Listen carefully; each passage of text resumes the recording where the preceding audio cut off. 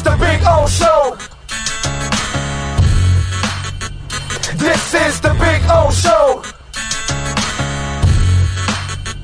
This is the Big O Show.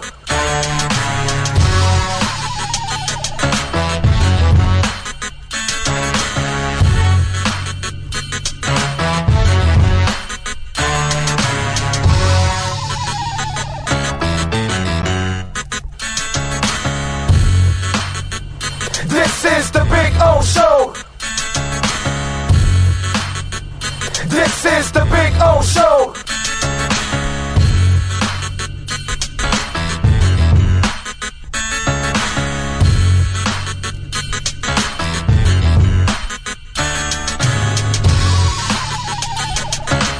Show.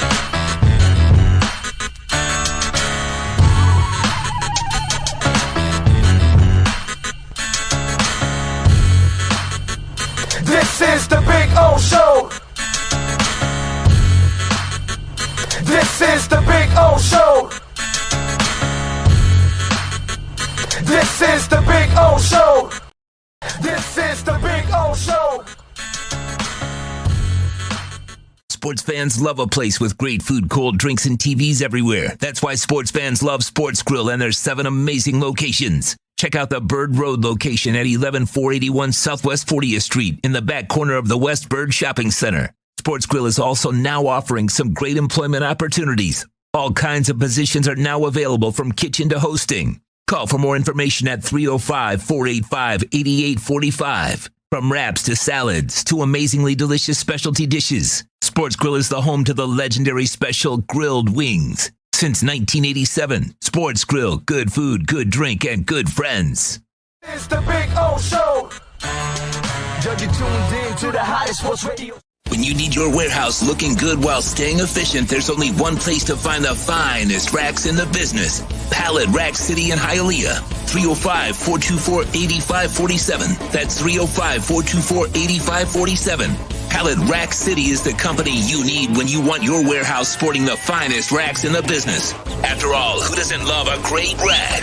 Pallet Rack City. 305-424-8547. That's 305-424-8547. Orlando, a.k.a. the Big O. He covers all the South Florida teams. For over 16 years, EJDconstruction.com has provided South Florida residents quality craftsmanship, accurate project management, and exceptional service. That's why EJDconstruction.com is an A-rated member of Angie's List and the Better Business Bureau. When you're looking for the right custom home builder for additions or home remodeling, please call my friend Eric at 305-433-4843. That's 305-433-4843 for EJDconstruction.com. Dolphins to the Heat, well, you know what I mean. Monday to Friday, Pablo in the... There's no need to drive around South Florida wasting valuable time looking for a new or certified pre-owned Acura. Go to the #1 volume sales dealership in the Southeast United States. Craig Zinn's Acura of Pembroke Pines. Purchase with pace and space in a dealership tailored to your needs. From home buying to providing that personal touch. Contact the 2020 Satisfaction Award winner Craig Zinn's Acura of Pembroke Pines. 888-776-5123. That's 888-776-5123. Or visit them at 15601 Pines Boulevard in Pembroke Pines. Show on the radio, the top's where we gonna go. Miami, that's the way we roll. Folks, you can support the hardest working sports talk show in South Florida through Cash App or Venmo. Just search Cash Big O Show. Support us through Cash App or Venmo. Cash Big O Show. We thank you for your incredible support. On the morning show, we go. No one has a similar show. Talk sports, talk plays, talk. If you're a Miami sports fan, then there's only one store to go to, and that's Caneswear at Miami Fanwear in Davie. They're your one-stop shop for all your inner Miami CF, Canes, Dolphins, Panthers, and Marlins merchandise. They have hats, t-shirts, game day jerseys, and so much more. Located at 2511 South University Drive in Davie, and open 24/7 online at caneswear.com or innermiamiwear.com. Call them at 954-835-5597. Caneswear, the spot where inner Miami and all Miami sports fans shop. Live and direct, because nobody do it better than Big O in the set. From sunrise, listen live. When you're ready to purchase a new home or refinance the one you have, American Dream Lending will make sure your loan experience is easy with fast approvals and quick closings. With many loan programs and competitive rates, now is the time to turn your dreams into reality. Ask about special financing for veterans. They never charge an application fee and you will work directly with one of their experienced loan professionals. Stop dreaming and contact American Dream Lending today. 786-802-1727 or online at adreamlending.com. Viewpoint statements or beliefs expressed on the following program by the host, guests, or callers are not necessarily the opinions of FantasyXS.com, Media Group Inc. ownership, management, sponsors, or website. When it comes to South Florida sports teams, very few in the media have witnessed, lived, and covered it like the Big O. Let's start the program dedicated to your favorite South Florida teams with a passion that's unmatched. The Big O Radio Show is on. Here's the Big O. Good morning. Welcome aboard, boys and girls. Yes, sir. Time to have some fun. Time to rock and roll on the show. Man, we got a lot of things to talk about today. A happy weekend, right? I mean, Dolphins win. The Heat win. I didn't even think Lowry would play on Saturday after twisting up that ankle against Duncan Robinson. What a tough bitch. The Panthers, they beat up on Carolina without Barkov. The kid, the super child, was between the pipes. Inter Miami closes out the season with a 1-0 win against New England, a meaningless game, but what the hell? They got to win. You know, it is what it is. They close it out. That's it. It's over. We'll wait till next year and see if they can actually do something. But there's Canes football. I know it was ugly, but it was a win. You know what I mean? Plus, obviously, I got to see Metallica, Greta Van Fleet, and Cage the Elephant on Saturday night, which, by the way, was a lot of fun. Okay? I mean, it's been a great weekend. I mean, Crow has exploded, you know,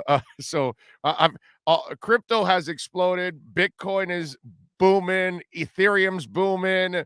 So, you know, life is good, man. Star Atlas, those of you that are riding the Star Atlas with me, come on, baby. I mean, you know, you're loving life. And what was a Nervous Network is a little down now, but it's still way up from where, you know, we told you to get in on. So overall, Dogelin Mars, I see, is up right now. So everything's going well. V-Chain is climbing. It's up 5.6% today. Man, Crow hitting 40 cents. That is just absolutely awesome. So it's been a great weekend, actually. Ugly at times because the Dolphin win wasn't pretty. The Canes win wasn't pretty. But I'll tell you, the Heat win and the Panthers. But see, isn't it right there is the definition of where our sports are at. The Heat wins, and obviously the Panthers are the best team in town.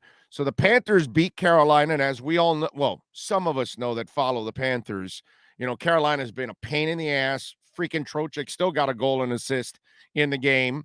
But they've been a pain in the ass for the Panthers.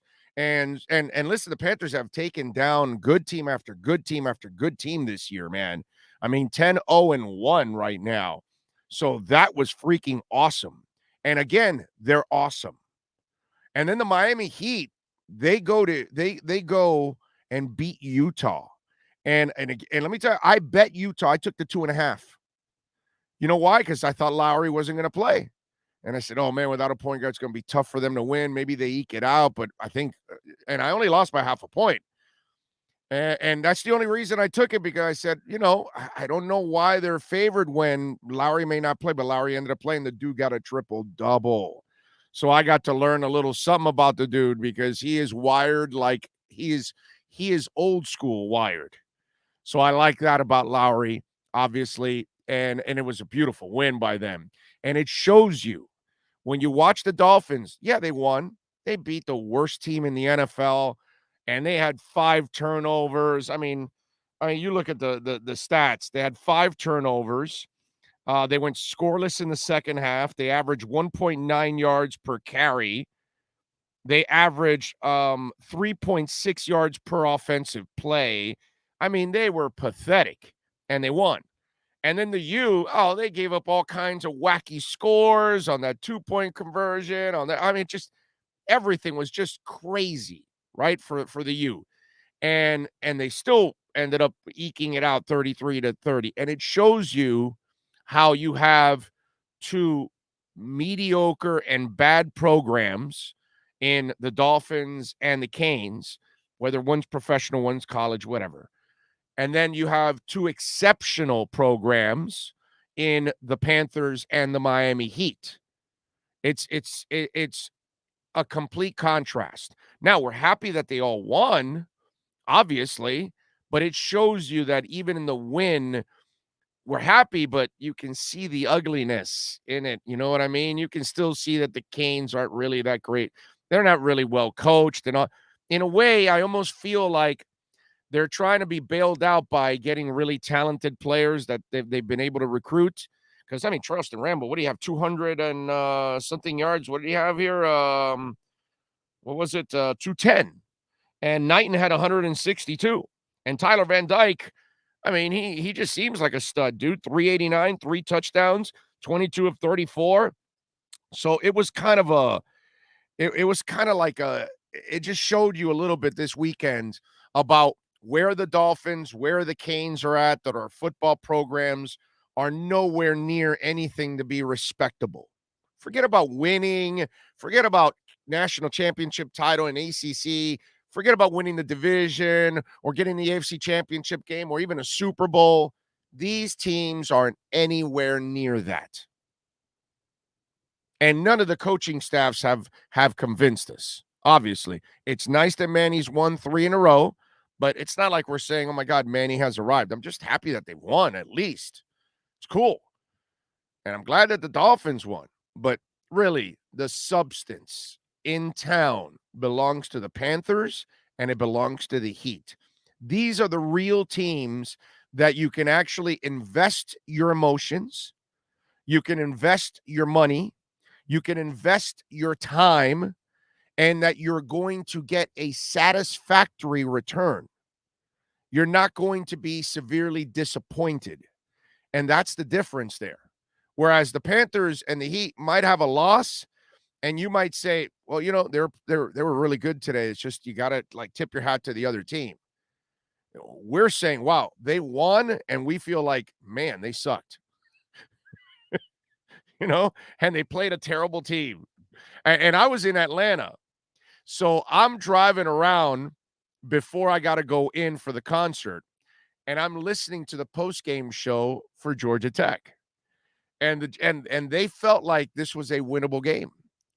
That once they made it a game again and they got back in after the fast start by the Canes, that they had a chance, but then they started talking about same mistakes that have plagued them all season, rear their ugly heads, yada, yada, yada, all that stuff.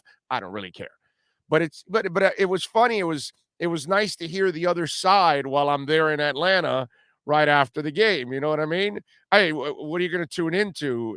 Well, at least here locally, they had a win, so they can at least dress it up, you know, like they like to dress it up on those political stations. QAM and 790. Well, 790 is no more a political station, right? It's just now it's just now gambling, right? I think. Is that what they're doing now on that station? I think. I don't know. I'm not listening, so I have no idea. But yeah, so the political station, you know, they got to win so they can actually dress it up, and they don't have to be afraid to say anything because they ended up losing. You know, so it's kind of rough over there. You know, it's not easy for the people that work there. Goddamn right, it's a nice Metallica hat.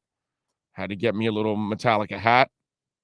And you know, the bootleg shirt I got outside, I like better than the shirt I got inside. But you got to worry. You got to be careful sometimes with those bootleg shirts, because if you don't get, you know, you get one of those shady dudes and he's selling shirts that cost like 92 cents. And he put like an iron on that he found at Zayre's on it. And, you know, then, you know, once you wear it once and wash it, it like falls apart or something. You got to be careful with that. So you got to kind of inspect those shirts and see, you know. So I looked, it was a Gildan, right? Is that how it's pronounced, or Gildan or whatever the hell it is shirt. So it was solid. But actually they did a nice job and they put all 3 bands. So because they didn't have one with all 3 bands. And the Greta shirts, they suck. Greta's marketing department is not good. I don't know who does it. I have no idea, but it's not good. There, most of my great Greta shirts that I have are all aftermarket shirts that have nothing to do with them. Probably, I bought them on Amazon, some other company selling them or whatever. All my cool Greta shirts aren't bought off of Greta. It's so weird. But meanwhile, Metallica shirts are all cool, and so you can always get a Metallica shirt, and it looks good. Let's see, what else do we have? 790 is gambling and bad comedy. What's bad I don't get the bad comedy. I have no idea. Anyway, what else do we have? Oh, is such a rocker love. Yeah, I love music, bro. I do. I love music. So I have no problem with that. I go back to 60s rock, a little before I love 60s rock too. You don't love 80s rock, Andy? You don't like 90s rock? I'm 55, so, but I adjust everything. I like 60s, 70s, 80s, 90s. After that, once we get into the 2000s, music's very, very iffy for me the last 2 decades.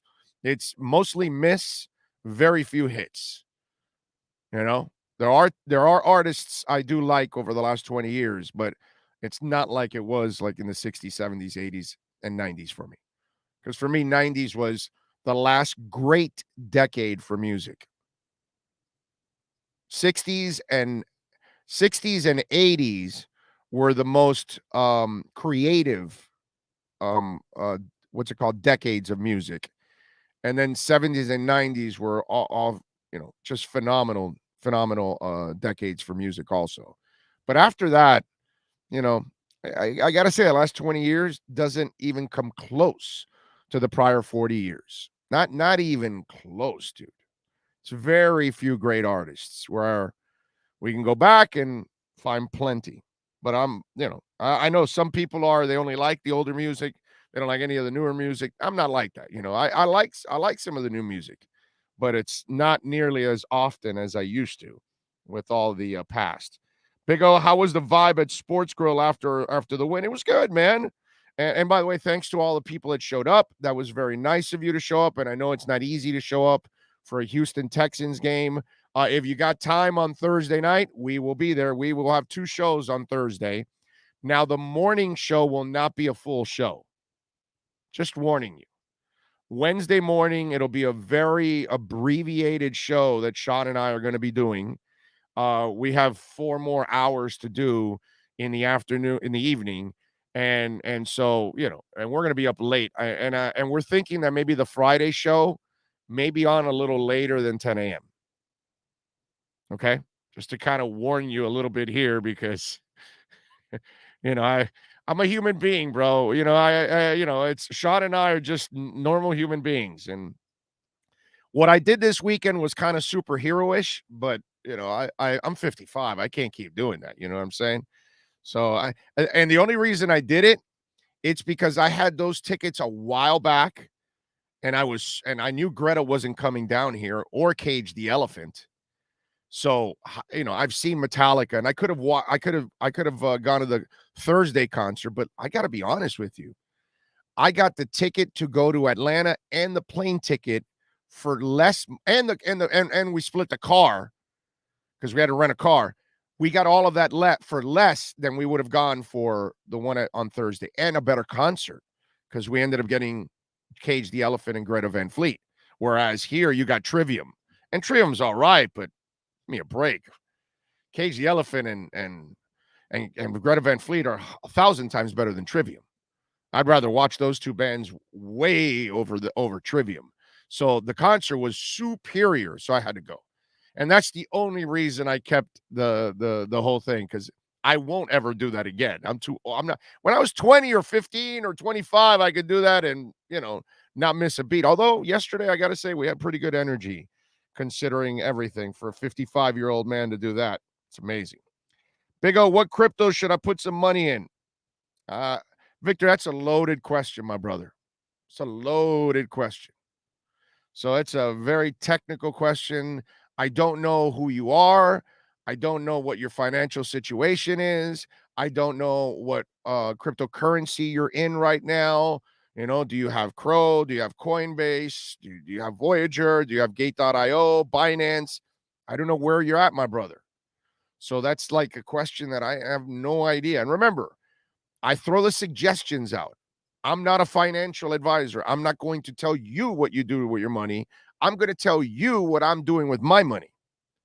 And then you then do your homework, and then you go ahead and do whatever you want because it's your money. I can't do that. That's not, I don't want to ever be looked at that way. I'm just a guy that loves crypto. And yeah, it's gone super well. I mean, extraordinarily well. Okay. But I don't know where you're at, my brother. That's why. So it's just something that I can't answer. DM me, give me some insight where you're at, what you want to do, all those kind of things. I have links on my Twitter feed right now to OKCoin, which I personally think it's a really nice way for beginners because you buy Miami coin, you stake it, and you get 280% interest. When you get that interest back, you then sell the coin that they give you stacks and go buy yourself Bitcoin or Cardano or Matic or Polkadot or something like that. And then that buy something like a sure thing and then watch it rise and hold on to it and start to learn. It's very important first that you learn. And if you're a beginner, here's my, what my suggestion for beginners are. And I know it shot up again today, but it's put a little bit of Bitcoin, put a little bit in Ethereum, put a little bit in Cardano, put a little bit in let me see, Matic, okay, Polygon, which is still at a pretty good bargain, and then just hold and wait and let it sit and learn. And folks, if you don't have patience, don't get into crypto. If you don't, I said, if you don't have patience, don't even get into crypto. Shut up, bitch. Anyways, if you don't have patience, don't get into crypto. Okay? And if you don't have balls, you don't belong anywhere near crypto at all. At all. If you don't have guts, if you're not willing to take a chance, and remember, whatever you invest, it's got to be what you're willing to lose. Do not put your rent or mortgage or your food or whatever it is that you provide for your family ever. If you have a gambling or some kind of problem like that, what you need is to get help. All right, folks? When you do this on the side. Don't think that you're trying to get rich. You may end up making some nice money. You may not. Okay? So there's a lot of things to think about when you're getting into stocks and crypto or anything like that. Be very well versed in what you're doing. Study what you're doing. Okay? I don't want you guys to, end up losing your ass when it's all said and done. So be very responsible with all of that. I saw a couple of super chats came in. Let's see here. Gotti 4453, thank you, sir, for the love on the super chat. He says, I'm 53. We have similar music tastes. Check out I saw Dirty Honey live, dude. You have to see Dirty Honey live. Dirty Honey live will blow you away, brother. I'm a huge in fact, Dirty Honey's coming now. Good old school rock and roll. I think you'll like Greta and these guys rock. I saw Dirty Honey just recently, my man. Freaking awesome. I bragged about them the other day when I saw them. They were fantastic. And by the way, I think they still don't have a record deal. I think they're like on some independent thing, or I think that's how their story is, which blows me away. Maybe they already got one and I don't know recently, but Dirty Honey is a badass act. I saw him at the Coral Sky Amphitheater. What was it? Maybe 2 months ago? Month and a half ago? They were awesome, dude. Yeah, I'm with you there, Gotti. You got good taste. Bills had 2 linemen hurt, and Josh had no time back there and played like dog crap. Lost the Jags, put up 6 points. Shows the importance of the O-line. I mean, Musa, my brother, if you and I have to explain to people the importance of the offensive line, and they didn't see Pat Mahomes in the Super Bowl get his ass handed to him because he couldn't do squat, can't help you. And by the way, It's not so much the offensive line. I'm convinced that it's the coaching that's hurting all these guys everywhere. And I've been telling you that for weeks. I've noticed that more and more people are coming more to my side because there's no way this team is this bad. There's no way. Do you understand that? It's impossible to be this bad with this many players on the team that I know have talent. Brian Flores has put together the worst coaching staff ever. I don't know how much more I can repeat it. When you're watching these linemen play that bad, let me tell you something. Eichenberg cannot dominate and play well at Notre Dame and then come here and play the way he's playing. That math doesn't jive with me because they have good coaches over there. They're constantly developing good linemen. And so now I'm watching you here in Miami constantly destroy young linemen. And I don't care where the hell they're coming from.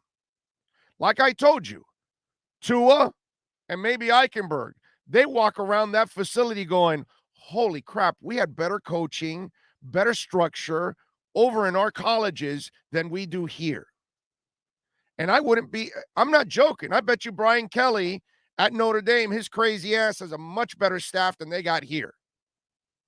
And I know Alabama has a way better staff than they have here. This team, it's impossible to be this pathetic. And you're not going to tell me that all this talent is that bad. I don't believe it.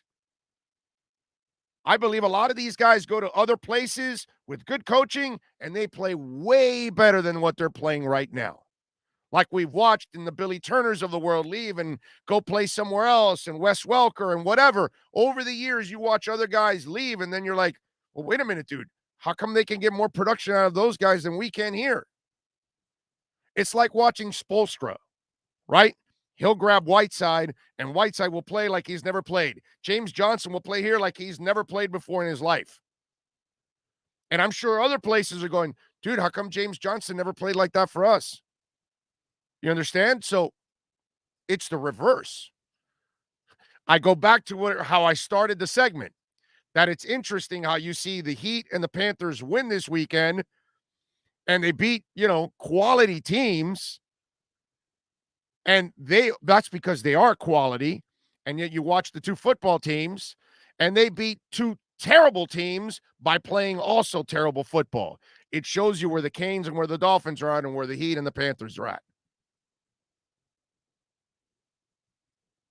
So let's talk about the staffs.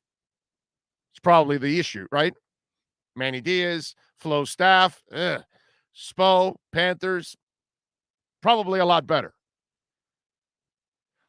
So that's my problem with all of this. It's so easy to just say, oh, no, yeah, no. And they do suck. The team's terrible. I get it. But, man, the problems on this team run deep as hell.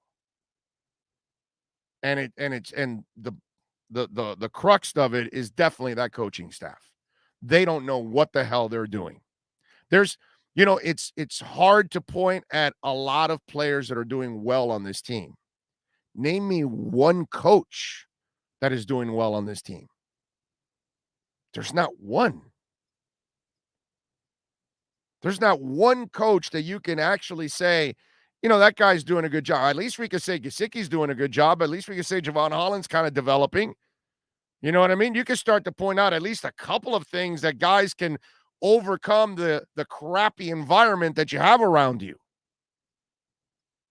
But it's hard to overcome poor preparation and poor coaching. And by the way, a lack of experience. Because the O-line, the O coordinators are going up against D coordinators that have been in this league for years. So you're going up against people that have seen and done way more than you have. So you're playing checkers, they're playing chess. So that, to me, that's the problem I have with a lot of this shit going on with the Miami Dolphins. Let's see, what else do we have here? Ross needs to circle the wagons and lead the coaches, GM, and front office right the hell out of here like yesterday. We will find out. He normally doesn't make changes. I'm with Omar's coming up at the bottom of the hour, and he's mentioned it several times. Ross normally shows patience, and that's not what he normally does. So it'll be interesting to see what happens this offseason with all of that. Lisa says, Finns survive all their dumbass mistakes and a big concert weekend for me. Tool. First one in over 2 years.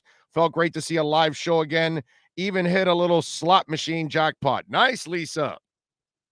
And, of course, Lisa, you also have to mention that you had a great crypto weekend, too. Don't leave that out, because I know you're a crypto girl. Lisa and I go back and forth on the DMs a lot about crypto. So I know she's a big crypto girl. She's ahead big time in her crypto portfolio right now. She's got smiles all over with her crypto portfolio right now. Let's see but you are so right. You are so right. Let's see. Oh yeah, that's right. I forgot about that. Let's take a quick break. Omar Kelly and the EJDconstruction.com Miami Dolphins report is next. For over 16 years, EJDconstruction.com has provided South Florida residents quality craftsmanship, accurate project management, and exceptional service. That's why EJDconstruction.com is an A-rated member of Angie's List and the Better Business Bureau. When you're looking for the right custom home builder for additions or home remodeling, please call my friend Eric at 305-433-4843. That's 305-433-4843 for EJDconstruction.com. The viewpoint, statements, or beliefs expressed on the following program by the host, guests, or callers are not necessarily the opinions of FantasyXS.com, Media Group Inc. ownership, management, sponsors, or website. The Big O Radio Show is home for the hardcore Dolphins fan. That's why we give you Omar Kelly twice a week. Buckle up. It's time for the EJDconstruction.com Miami Dolphins report, exclusively on the Big O Radio Show. All right, there he is, Omar Kelly. Yes, and he's got jury duty. Oh Lord! But they got you, what you said, on standby?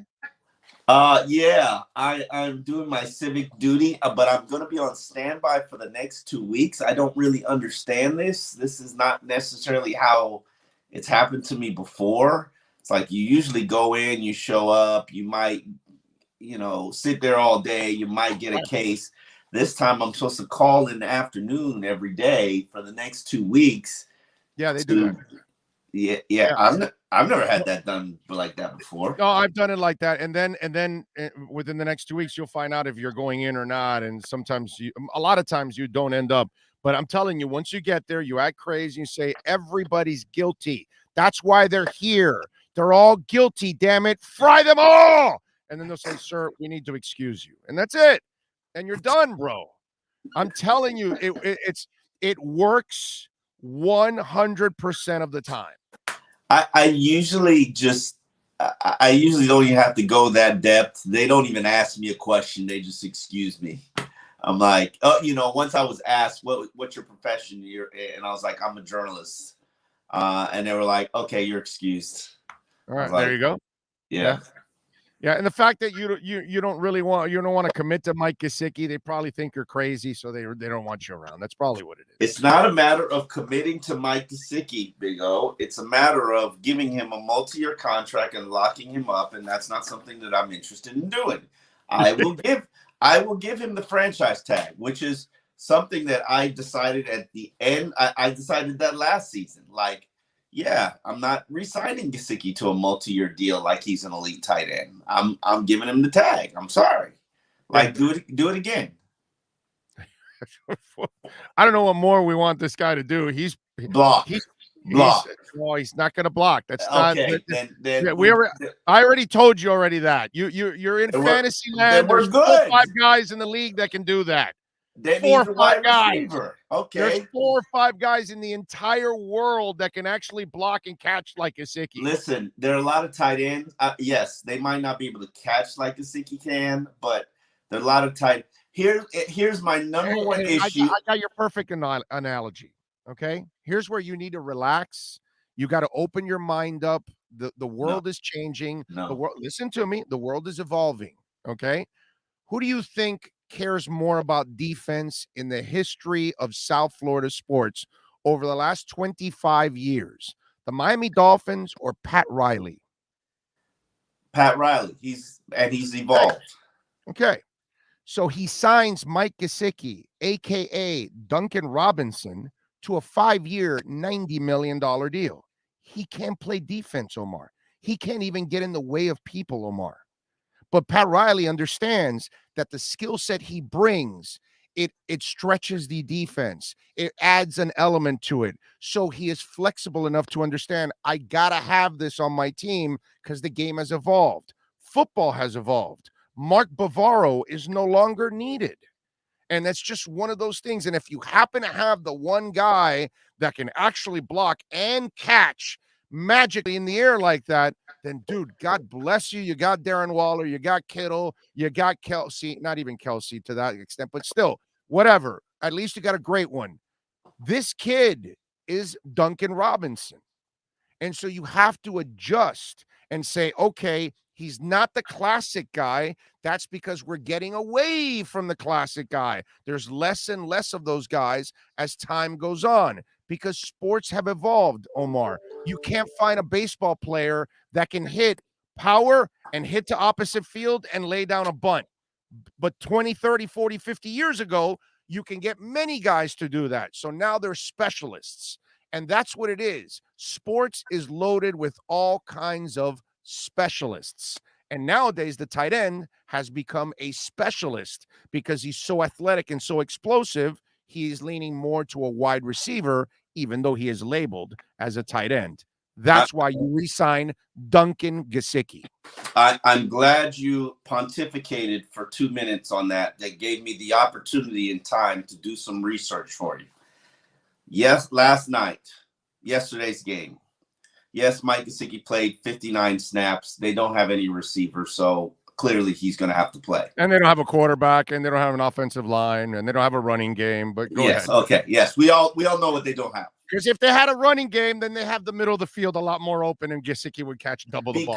Because of their deficiencies running the ball or pass protecting, Durham Smythe and Adam Shaheen played 79 snaps collectively. Okay, it's not my fault you can't coach. Okay, it's not my fault you can't coach, dude. That's not my problem. No. I let you pontificate. Okay, allow me to pontificate. Okay. Go ahead. We will acknowledge that Durham Smythe and Adam Shaheen are not starters on any other team in the NFL, correct? All right. Okay. So, well, wait, hold on a second. If you had an all anti-vax team, you can start Shaheen. I'm sorry, I couldn't. Let's stay on the topic. Go ahead. So, I'm sorry. For 79 plays, we played 2 non-starting caliber players in the NFL, primarily because we need a tight end. We need a real one, not a play one. We need a real one to actually, try to make this offense work. Omar, they can't find offensive linemen to block. You expect them to find a tight end too? That's another issue. Let's put that over there. No, you can't do that. No. That's another issue. That's the only reason the two rooks are if they playing. could find a real wide receiver, they wouldn't need Mike Gesicki either, because that's all they do. They have Mike Gesicki play as a wide receiver. Mike Gesicki play as a slot receiver, and he's super talented. He is a luxury. He is like buying rims and putting it on a Yugo. He does not belong here, and it's not a talent issue. But if you had a decent slot receiver, you wouldn't need Mike Gesicki. If you had a decent split end, you wouldn't need Mike Gesicki. If you had a decent tight end who could actually block, and catch passes, Mike Gesicki wouldn't be that important to this team. But I get it. He's a number one target on this team because everybody else is so bad. But what my issue is, as you already know, when Mike Gesicki comes on the field, what are you doing? You're throwing the football. And when they throw it to him, he's still catching it. So what does that tell you? When I just don't like. Hey, Omar, when Dan Marino was on the field, what were you doing? You could run sometimes. No. What were you? Answer the question. You were running sometimes. No, you were running because Shula kept screaming from the sidelines, please run the ball once or twice. And Dan's like, why? Why should I? Listen, we're getting 3 yards. I can get you 13. To dispel your theory, I just picked a random Dan Marino year, 1990. They ran the ball 420 times. For what, 3.2 yards? 3.7. But They did it. They ran the ball 420 times. I don't even think I could find a year, except for Ricky Williams. That's because but that's not Shula. But I'm just saying that's. But with Shula, I mean, he would run the ball because he wanted to keep you honest, but it was all about pass. And when the defense did not fear Miami's run game ever in the Dan Marino era, they were fearing 13 the entire time. That's how good Gesicki is. You know that he's the only guy you got. They still throw to him, and the mofo almost dropped a one-handed hat trick on your ass. Talented. Come on. Talented player. Duncan Gesicki. Say it with me. Let me ask you a question. Talented player. The franchise tag for him is probably about, I think, $10 to $11 million. I can't really remember right now. Mm-hmm. I would much rather give him that than give him a multi-year deal where I don't know what I'm going to get, how I'm going to use it. I would rather let the next coach and the next GM figure out Mike Gesicki. Well, I got the counter to that. And I know they've got money, here's the thing. I don't understand why everybody is so obsessed about we got to extend Mike Gesicki. Why? Why weren't you pressed about it early? Because Omar, Dolphin fans are tired of watching their good players walk out the door, dude. So they don't want to watch another good guy when Hunter Long can't even find the field. I mean, they can't even come out to they're wasting. They drafted the kid and they're not even going to use him this year to develop him. That's a crime, dude. That's about the most irresponsible thing you can do as a head coach, that you drafted a kid pretty high in the draft and you're not going to develop him. So yes, Dolphin fans want to see Gesicki, and we don't know if he's not developing. He's not playing, but dude, you don't develop not playing. If you can't play, I don't disagree with you. They have 3 other tight ends that are. Why you needed Hunter Long? It made no sense to me. But well, if you were planning on going at a 2 tight end set, which is what I thought they were envisioning. Oh, I was envisioning. They use 2 tight ends. They use but I'm talking about 2 pass catching tight ends, like what New England is doing. There's a reason Mike Gesicki is called a tight end and not a wide receiver. Even though he's really a wide receiver. Let's be real about it. He's a wide receiver. Whatever you want. He's a playmaker, bro. That's all I want. And by the way, the when you give him the tag, that's a hard cap number. I'd rather they got the most space in the NFL. Yeah, but you need that money to go buy some. You act like they use that money wisely. Wisely is giving him a long-term deal, not have to worry about it. And you sign him for 5-6 years and we're good. That's it. That's what I would do. I mean, I'm sorry, man. I would keep the guys that actually make some plays. Duncan Gesicki deserves to be on this team. He just does. I like Mike Gesicki. No, I can't say that. I think he's a very talented player.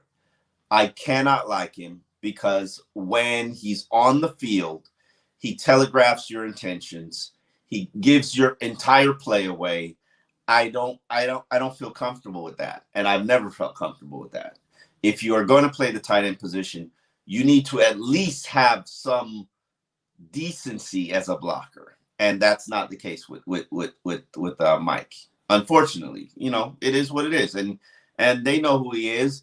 I have a hard time believing that any team is going to sign him to a ridiculously large deal, knowing that he's just an oversized slot receiver. Oh no, I think if there's an offensive-minded coach and he needs a playmaking tight end, I think they'd be more than happy to sign Mike Gesicki. And by the way, reliable, tough. That's the other thing I like about him. So I don't like that word tough. Don't like that word tough. Don't feel comfortable. Oh no, of course, because he blows out his shoulder and comes back and makes a one-handed catch. I mean, that's not tough. That's not. No. Blown out shoulder and he makes a one-handed catch. No. Don't feel comfortable with that word tough. He's tough as hell. He's tough as hell. Don't feel comfortable with that word tough. Do not. I am more than comfortable after watching him blow out his shoulder last year and then coming back to the game and making that one-handed catch. Can he line up and block? Can he line up and block the Ravens? Again, there's 4 guys in the world that can do that. 4 guys on the entire planet. I'm gonna go through this list and they can't find a quarterback. They can't find a left tackle. But you somehow want them to find one of 4 guys in the world that can block and catch. Yeah, listen, I can promise you, Kittle, Kelsey, Andrews, Hunter Long, Jonnu Smith, Ertz, Pitt. Well, I don't know about Pitts. Gronkowski, we're at 7. Waller, 8. Brait, 9. Oh, come on, Brait isn't much. Ebron. Ebron and Brait don't even hold a candle to Gesicki. Hawkinson. Ebron's a sack. Dude, you mentioned Ebron yesterday. That was embarrassing. He's a sack of injuries. He's inconsistent. He drops balls. You really haven't watched Eric Ebron's career. I haven't watched him lately. But no. You have not watched him, period, Omar. He has been injury prone his whole career. He has ended up on many teams because he's inconsistent as hell. Nobody commits to him. Please don't insult Duncan Gesicki by comparing him to that guy. Come on, bro. Let's see. Ebron, what does he have so far? Not great. You don't follow it, bro. You don't follow Eric Ebron's career. I can tell you that. I love you, bro, but you don't follow it. Last season in Pittsburgh, I follow the whole league, dude. Eric Ebron is nothing to ever brag about. He has had moments in his career. He has never been ever to be able to be consistent. That's why they ship his ass out constantly. Mike Gesicki's has collectively had 2 good years. With no OC or quarterback. Well, he had an OC last year at least. Fine. It is. Listen, props to Mike. He's got Dolphin fans in a tizzy about signing him, re-signing him, locking him up. What would I at the max, a $30 million deal. Well, there we go. I got him to a multi-year deal. Success is mine. There we go. I got him to say multi-year deal, folks. Yeah. At the max, a multi-year deal. How about this one? This one's kind of interesting because I think what's hurt him is also around him. And forget that he had 2.5 sacks yesterday. I know it's a bad team, but I really like the way Ogba has played all year. And I think that if he would have the proper defensive staff and maybe players around him, like another D end on the other side that might put a little fear into people, he might have a few more sacks. Boy, you're just making me talk money today. Like, what we're doing today? What am I going to? Are we going to break down? We're celebrating a win by trying to get everybody paid. Well, I'm not saying paid. I'm just saying he won't be able to command that kind of money. But I'm saying is command. But I would like to bring him back. I would like to see. Yes, you should. Okay. You should like to bring him back. Okay. All now, right. Is he Cam Wake? Can he finish plays? I'm not saying that. You don't pay him Cam Wake. You don't look at him as Cam Wake. All I'm saying is I respect the man. Put a number on it this year. Put a number on it. $9 million a year. He's not signing for that. He's trying to get. He's Well, he he's going to thinks. 15. Hey, if he gets to double digits, he's 15. Yeah, no, I'm not doing that. But maybe 10. But I mean, he's at 5 now. If he gets to double digits, he's got second half of the season left. If he gets to 10, oh yeah, then you gotta yeah. But I don't know about 15 a year, man. I don't 12. know. Maybe. Maybe that's not. I mean, he's not signing for. You gave Shaq Lawson. You gave Shaq Lawson 11. Right? Wasn't it 7? Wasn't it $7 million per year? I think it was, right? I think they got a nice bargain. The guaranteed money is like 11. I'll look it up. Since you're making me look up contracts. But right. Yeah, I mean, they walked away because he was making 7.5. Shaq was making 10 a year. All I'm saying is, in a year where you suck, there's nothing to play for. He has shown me professionalism. Yeah, the entire year. Shaq got 3 years, $30 million. It was 10 a year. Yeah. Okay. Oh, so 10 a year. Okay, so 12 then for him because I like him a little bit more than. Okay, I can do that. I really like what I've seen from Agba, man. I can promise you he's not going to sign 12.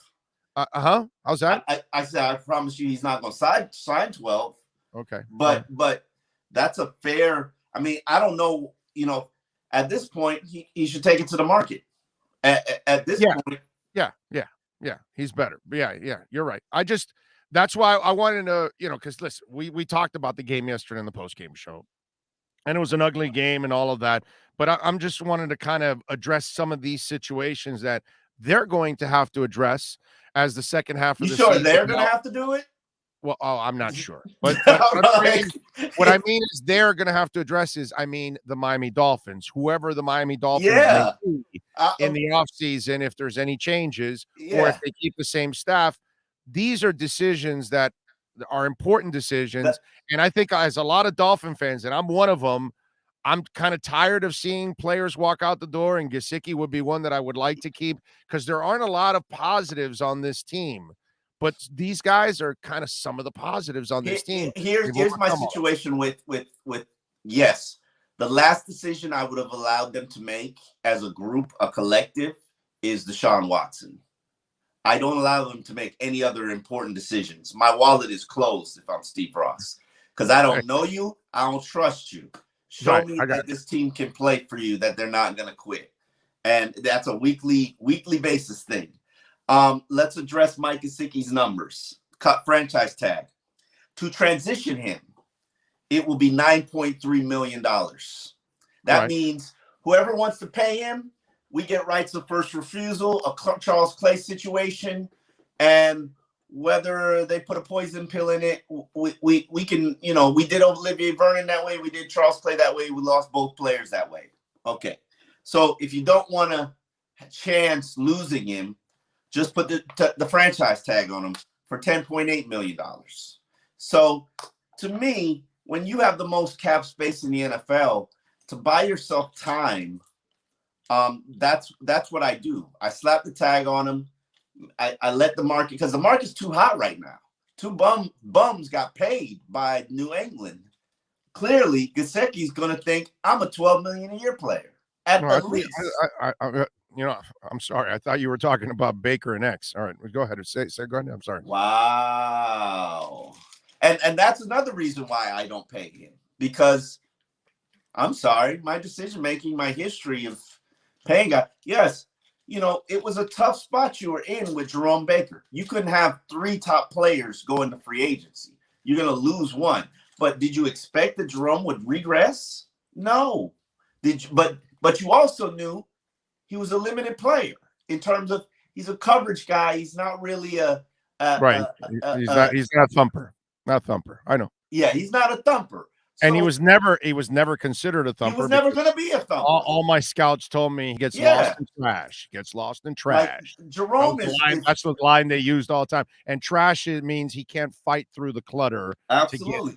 He drags people down tackling them. He doesn't tackle guys to tackle guys. He's not a hitter, right? He's not a thumper. So, but you knew what you paid for. You knew when you signed him, and he's led your team in tackles for the last 2 years. So, it is what it is.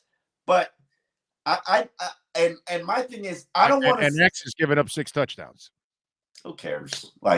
X is your only player that could actually get the ball out. Holland is coming, like, until he arrives. He's developing. He's one of the few positives. He's developing. Yes, he is one of the few. And he's developing. Him and Brandon Jones. In spite of the crap around him, he's developing.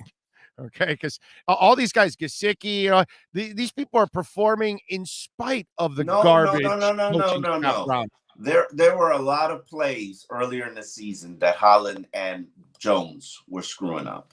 So yeah, but you can point at Jones. Holland gets a complete pass. He's supposed to screw up. He's a youngin. What I'm supposed to see is development, and what I'm supposed to see is this with Holland. I watch with my crypto portfolio, and that's what I'm seeing with Holland. It's crypto going up, and that's what I see with it is going up. I in fact used the word cryptocurrency in my column just for you. Yes, you did. And listen, and I'm not on the crypto chain. As I told you, I know. I keep my money in my mattress. Don't come rob my house. Don't pay 10%. So, but that's all right. You can go ahead. Mine multiplies like rabbits. Yours is not. So I'm just saying, your money's under the mattress, but it's not producing. It's not having any sex in that mattress. Mine is in crypto, and it's having all kinds of sex, producing 2, 4.5, 5.5, 6.5, and 10%. I mean, it all depends. So listen, somehow my crypto bed has a lot of motion in the ocean, and yours don't. You're gonna have to sit me down, and exactly what you said in the last segment. I was listening.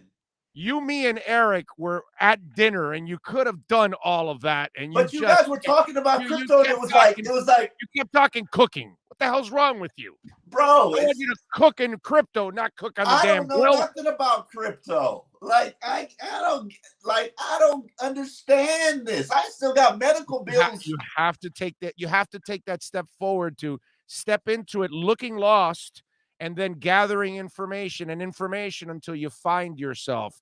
And then you kind of start to figure it all out. But at the beginning, trust me, I did it too. It's incredibly intimidating because you know nothing about it. But once you delve into it and you go into it and you overcome that point that okay, now I've figured out what the hell I'm seeing and what it's all about, then it becomes, a knowledge for you. At the moment, it seems like gibberish and stuff that you don't understand, and you're kind of embarrassed to get into it because you don't know and all that. It's the normal human feelings that we all have. I had the same thing. That's all. It's not a big deal. Yeah. So why would I not tag Gesicki? Let's get back to football. Hard cap number, so you can use your money. You got what, $70 million in cap space? No, I get what you're saying. You can't even spend all your money. Now, if you get Deshaun Watson, your money's tight. You're tight. Then you really have to do it. And let me piggyback this by saying this about Deshaun Watson. Two things that should be very pointed out. He is the second highest paid player in the NFL next season. Whether he plays or not, we'll see. We'll figure that out. $35.5 million in paycheck. And the second thing is, he wants Miami for the lifestyle. And for what Miami, it ain't about the team. It's about the massage. And that's a little scary. That's especially for a quarterback. That's just a tad bit intimidating. Omar, we're talking about a guy that is super famous, and yet somehow or another he thought asking strange women on IG to come on over and rub his ding-a-ling wasn't going to actually blow up on him. Not him blowing up on them. I'm saying the situation blowing up on him. And I mean, you got it. It's kind of like Robert Kraft. I'm a billionaire. Let me walk into the Asian day spa. I doubt anything will happen. You dumbass. I mean, these are just, they might be rich men. He might be a smart quarterback. He might be an incredibly smart billionaire. But when it comes to common effing sense, they lack it. So don't be surprised that he wants, like you said, the lifestyle. I don't fault him. Most NFL players want to be here for the lifestyle, for the tax-free state situation. Mm-hmm. Why judge him?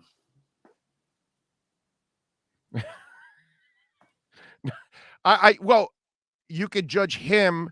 Okay, Russell Wilson wants to come because of the lifestyle.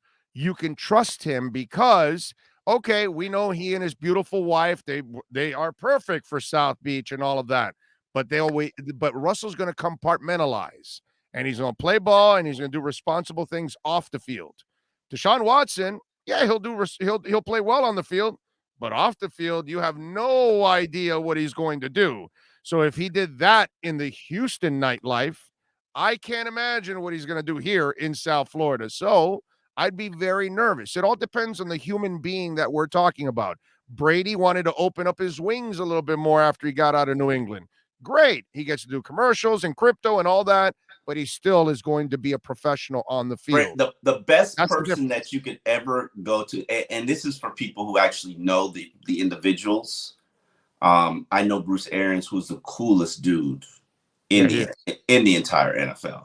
Yeah. So for Brady to go from Belichick to the cool uncle it's like being married to a nun and then divorcing her and going to Halle Berry. That's what it is. That's all it is. I don't know. I was with this uptight woman that didn't want to have sex and didn't do anything. And now I go over here and I got Chocolate Wonder and I'm in. I'm gone. I'm history. I'm in the archives. That's it. It's a beautiful thing. So in regards to Deshaun Watson, one, that ain't over. No, dude, please come on. He's you said it. He's got control. He's got the no trade clause. He's instigating everything, dude. We'll see how it plays out. But anyway, in the quarterback situation, hopefully Tua gets healthy and we get to see the real Tua by who's next? Jets game. Let's go with the Jets. Well, I don't think he plays Thursday. I think that makes a lot of sense. Behind that line, short week. Although it's not a short week for him in a way because he's been off, right? No, I mean all he did was cheerlead on the sidelines, so he was off this week. The Jets, Panthers, Giants, Jets. That's a hell of a 4-game stretch for us to see who Tua is. Bro, hell of a 4-game stretch. I hate to say this, but if he can stay healthy and play those 4 games, and he should be able to get healthy by that time. No, it's not get healthy; it's stay healthy to end up playing the 4 games. That's the real knock that I have on the kid is that unfortunately now it's just the injury stuff just becomes unreliable, and that to me is not a good sign. Unfortunately, it's the same thing that happened to him at Alabama. So that's the rough one. What do you expect Flores to say this in the press conference today? Short week, be prepared, clean up. I'm expecting an excuse for his offensive line. I'll hammer him on that because that is a doo-doo fest. I'm sorry. At this point, why are you not replacing guys? Performance related. Ask him about Greg Little. Like, coach, you guys signed Greg Little. He's a former high draft pick. It's not like your offense. He has not been active for a single game. For a high level, why can't Greg Little crack this lineup? You know what I mean? Hunter Long, coach, you drafted a guy high in the draft. How do you get to develop him when he never plays? I mean, Jesus. Wow, dude. It's a crap fest. Everything is. I never saw this coming, dude. I never saw this coming. Yeah, I don't think anybody did it, including them. So it is what it is, man. Oh no, they definitely didn't because they wouldn't have made that trade where their first round pick is now by Philadelphia. And thank the Lord, San Fran lost yesterday. That was good. We got to sit there and root for San Fran to lose now every week. Oh, brutal. All right, Omar. Follow him on Twitter at Omar Kelly. Catch his work there at the South Florida Sun Sentinel. And hopefully he doesn't get picked for jury duty. Remember, just act crazy, bro. Just say everybody's guilty. They all deserve the electric chair. I've got a lethal injection in my hand. You want me to do it? And then they'll let you out right there. Trust me. You'll be fine. You'll be fine. I think the state attorney's office will probably be like, yeah, we got to keep him. Usually I'm usually the one the state attorney's office wants to get rid of. So yeah, you just tell them that. Listen, I think you're probably counteracting my parents here.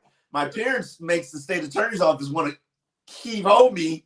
And, hold on a second. They will understand if you have a lethal injection in your hand because you tell them, hey, listen, relax, guys. I carry this because I cover the Dolphins on a daily basis. So then they'll just go, oh, now we get it. Okay. Got it. You're insane. Okay. Just leave, sir. And yeah, the Dolphins will finish you off. We won't have to worry about it. And so that's it. They will finish me off. They will. Exactly. Because the Dolphins have taken lives off of all of our years off of all of our lives, bro. I mean, let's just be honest. That's just the way it is. Yeah. Oh, man. I love you. All right, man. And I'm glad you love Duncan Gesicki now. So there you go. We'll catch you on Friday, baby. Franchise tag. Later. Maybe transition. I roll the dice. Sean, transition his ass out of here. Omar Kelly in our EJDconstruction.com Miami Dolphins report. You've been listening to the EJDconstruction.com Miami Dolphins report with Omar Kelly. For additions, home remodeling, or custom work, call Eric at 305-433-4843. EJDconstruction.com is the custom home builder and general contractor you can trust. 305-433-4843. This is the Big O Show. Sports fans love a place with great food, cold drinks, and TVs everywhere. That's why sports fans love Sports Grill and their 7 amazing locations. Check out the Bird Road location at 11481 Southwest 40th Street in the back corner of the West Bird Shopping Center. Sports Grill is also now offering some great employment opportunities. All kinds of positions are now available from kitchen to hosting. Call for more information at 305-485-8845. From wraps to salads to amazingly delicious specialty dishes, Sports Grill is the home to the legendary special grilled wings. Since 1987, Sports Grill, good food, good drink, and good friends. It's the Big O Show. You're tuned in to the hottest sports radio. When you need your warehouse looking good while staying efficient, there's only one place to find the finest racks in the business. Pallet Rack City in Hialeah. 305-424-8547. That's 305-424-8547. Pallet Rack City is the company you need when you want your warehouse sporting the finest racks in the business. After all, who doesn't love a great rack? Pallet Rack City. 305-424-8547. That's 305-424-8547. Orlando, a.k.a. the Big O. He covers all the South Florida teams. For over 16 years, EJDconstruction.com has provided South Florida residents quality craftsmanship, accurate project management, and exceptional service. That's why EJDconstruction.com is an A-rated member of Angie's List and the Better Business Bureau. When you're looking for the right custom home builder for additions or home remodeling, please call my friend Eric at 305-433-4843. That's 305-433-4843 for EJDconstruction.com. Dolphins to the Heat, well, you know what I mean. Monday to Friday, Scotty Pablo in the... There's no need to drive around South Florida wasting valuable time looking for a new or certified pre-owned Acura. Go to the #1 volume sales dealership in the Southeast United States. Craig Zinn's Acura of Pembroke Pines. Purchase with pace and space in a dealership tailored to your needs. From home buying to providing that personal touch. Contact the 2020 Satisfaction Award winner Craig Zinn's Acura of Pembroke Pines. 888-776-5123. That's 888-776-5123. Or visit them at 15601 Pines Boulevard in Pembroke Pines. Show on the radio, the top's where we gonna go. Miami, that's the way we roll.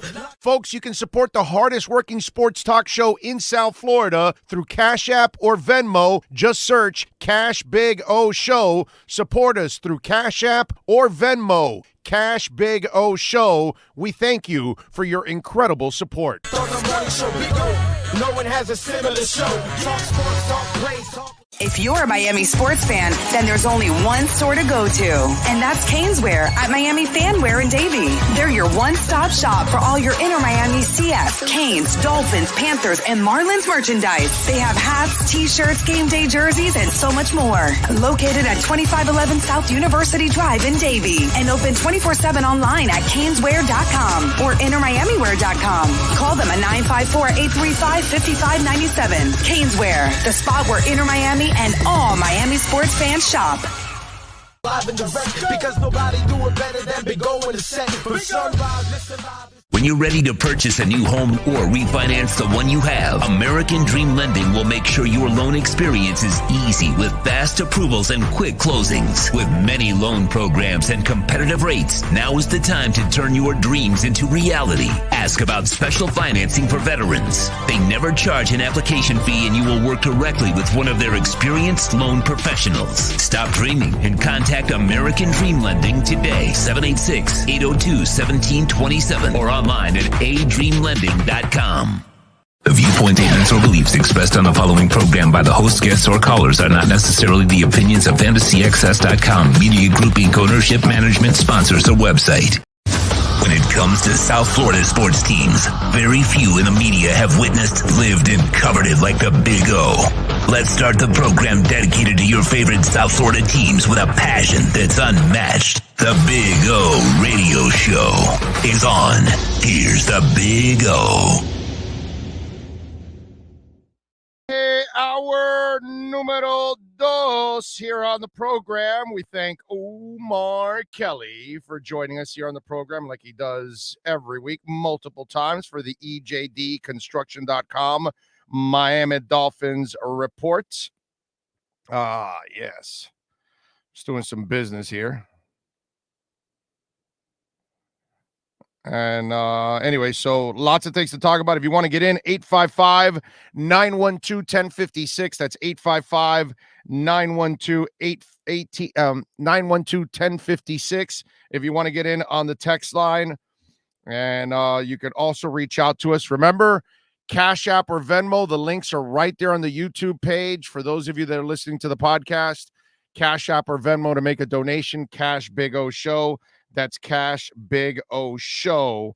If you want to get in and help us out and help us grow there. Thank you as always. Man, I tell you, typing and talking is not an easy thing. All right, there we go. What else do we have here? The hell is this? Okay. All righty. What do we have here? Let's see. Ken Sean says, Big O and everyone here, what do you think Landon Roberts was inspiring Tua on? I think it was straight up, you too nice, bro. You too soft, like Shiba Inu. I like the emojis that you put after. Actually, Ken Sean, I have no idea, dude. Who knows what the hell's going on? The kid's done. All right, it's over for Tua in Miami. I think the only way he survives if you make a complete change of everything, front office and coaches and all that, and then the new coach comes in and likes the kid and feels that he can build around him and he's not the problem or whatever. But if not, he's gone. He's gone. At least Steinberg's going to do everything he can to get him out of there. They're all going to say the right things now, and then when the season ends, there's no reason for Tua to want to be here because he's not wanted. You know what I mean? He's not wanted by a lot of you out there in the fans, a lot of people in the media, and definitely his front office and his coaching staff. They don't want him. They don't want him. They've done everything in their power to show us they're not committed to him because they could have told everybody to go F themselves and said, hey, man, this is our guy. Would you guys stop with this buffoonery already? You know, when Mike Tomlin, when all that BS came out about USC, and he was like, you know, he put the hammer down. But when you don't put the hammer down, it's because there's something there. And they are willing to take a chance on a character guy, on a, you know, not a good character guy in Deshaun Watson. And if you hear Omar say that the guy's picking this place because of lifestyle, that's been our problem for 25 years, why the Dolphins never succeed. It's because the free agents that you sign, they are choosing South Florida because you're paying them a lot of money and they get to live in South Florida. It's not because, man, I get to go to Green Bay and try to win a Super Bowl. Dude, it's Green Bay. Yeah, dude, but I want to win a Super Bowl. That's what I want. I want that guy. That's the guy I want. That he's going somewhere because, hey, man, over there in Miami Heat, they make you work hard. Yeah, so what, bro? But they win. I want to go win. I'm tired of being on a crappy team. Yeah, so what? So Pat Riley, all these guys are going to make sure you're in great shape, and you got to play defense, and you got to give effort. But look at the results. They're always in the playoffs. They've won 3 titles. They've been to the finals several times. Yeah, that's where I want to go. That's not they come to Miami to win when they play for the Miami Heat. They go to the Miami Dolphins to cash a check. That's a problem. And if that's what Deshaun Watson's coming, he may not be the same player that he was in Houston because he's thinking just about lifestyle and what he's going to do this weekend. And if they lose, he doesn't care. He moves on. He got paid. Be careful. Nizzle is in the house. He's giving us a little love on the super chat. He says, what's up, O? Been on vacation past 10 days. Doesn't seem like I missed much of anything. Same old, same old. Happy Monday. It's a win. It's a little different. We haven't had a winning Monday in a while. Man, we haven't had a winning Monday in 7 weeks. God. Definitely need it. See, the Dolphins let their best players go and keep their worst players. Why would a team that wants to win do that? Let's see. Mauricio Bautista says Tua was never the problem. IMO. He was recovering from an injury last year with no training camp and barely any practice. And this year he's had garbage O-line and terrible coaching. Yeah, but you and I are not, you and I don't matter, in other words. The people that matter are the ones with the Miami Dolphins, and they're definitely not.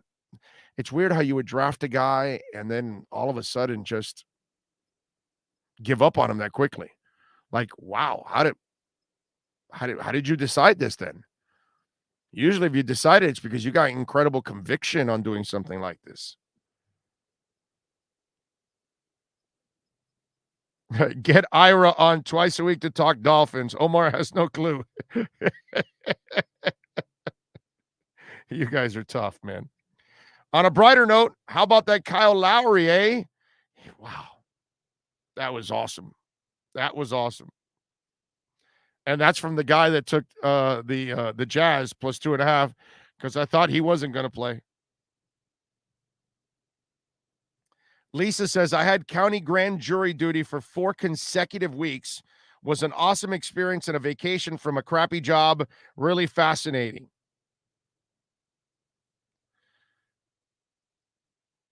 I don't know. I've gone to jury duty a couple times, never been chosen. So I have no idea. I just kind of I'll do it. I don't ever, lie to get out of it or anything like that. So I always go and suck it up, and whatever happens, happens. And so far I haven't been picked, but it's not I don't know, Lisa. It just seems to me like something that I may not enjoy no matter what. I just don't know. I mean, maybe if I experience it, I'll feel different. Caesar says, Omar's GM, cut Gesicki and give Albert Wilson $15 million a year.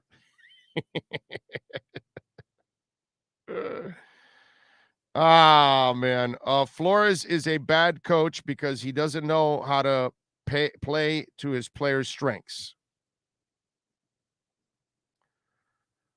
Let's see. What else do we have here?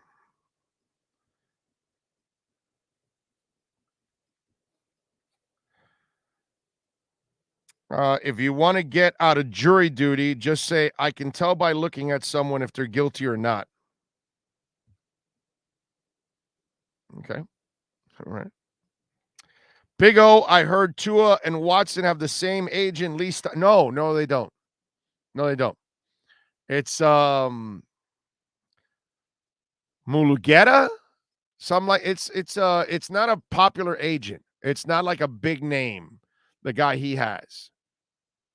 It's like a weird name. Mulageta, Mogeta, Mulagata, some Inavita Gata or whatever. It might be an Iron Butterfly song. I'm not sure. Inavita Nagata or something like that, I think is the guy's name, or I don't know. You can look it up. Just Google Deshaun Watson's agent, and it'll come up. I think it's like David Inagata Vita or something like that, or I think it was inspired by Iron Butterfly. I'm pretty sure of that. It's Mulugeta. Mulugeta. See, there you go. Iron Butterfly. David Mulugeta. David Mulugeta. Gesundheit. So much for scheme fit when you could have stayed in draft position to have Tristan Wirfs, Cesar Ruiz at center, Penei Sewell, still have Raekwon Davis, Javon Holland, Jonathan Taylor, and Rondell Moore. Yep. You can do all of that in hindsight. Sign Gesicki immediately. Omar has a distorted view about him. Ace per head. You and Dudley do wrong, and many others see this very clearly. Look, Joseph, it's sports. Omar's going to get some right, and he's going to get some wrong. Armando Salguero's going to get some right, and he's going to get some wrong. You know what I mean? I'm going to get right, and I'm going to get wrong. Well, it's sports, man. We all view it differently, and sometimes we view it the right way. Hey, listen, a lot of us did not see 2-8. We did not expect, or 2-7. We did not expect this team to be anything like this year. What are you going to do? Jamie Spazon what is it? Sapos Nikov. Man, that's a tough name. And I've got Alzagiri. The Finns need to get the NFL equivalent of the Godfather, Pat Riley. Amen to that, Jamie. Amen to that. And thank you for the super chat, my brother. It's very kind of you. Remember, you can also send it in on Cash App or Venmo. Cash Big O Show. The links are right there on the YouTube page. And of course, if you're listening to the podcast, you could go to Cash App or Venmo, Cash Big O Show, which is what Donnie Uhrig did again and again and again and again. He does it all the time. Donnie once again gives us a little love on the Venmo. He says, "What's up, Big O? Jersey Shore checking in. Give me something to look for and hope for the next 9 games. This is disgusting." Donnie, you're giving me a really, really tough assignment, because I thought it was about Tua, dude. That's what I said a couple of weeks ago, but it's not. It's not about Tua. After the whole flirtation with Watson again, it's over. It's over. Ooh. They put out this thing. Kansas is coming down to the Magic City Casino January 29th at 7 p.m. Marshall Tucker Band's going to be opening up. My boys. Maybe I'll go meet the boys again at Marshall Tucker and Kansas, because I know both bands actually. So I will probably go.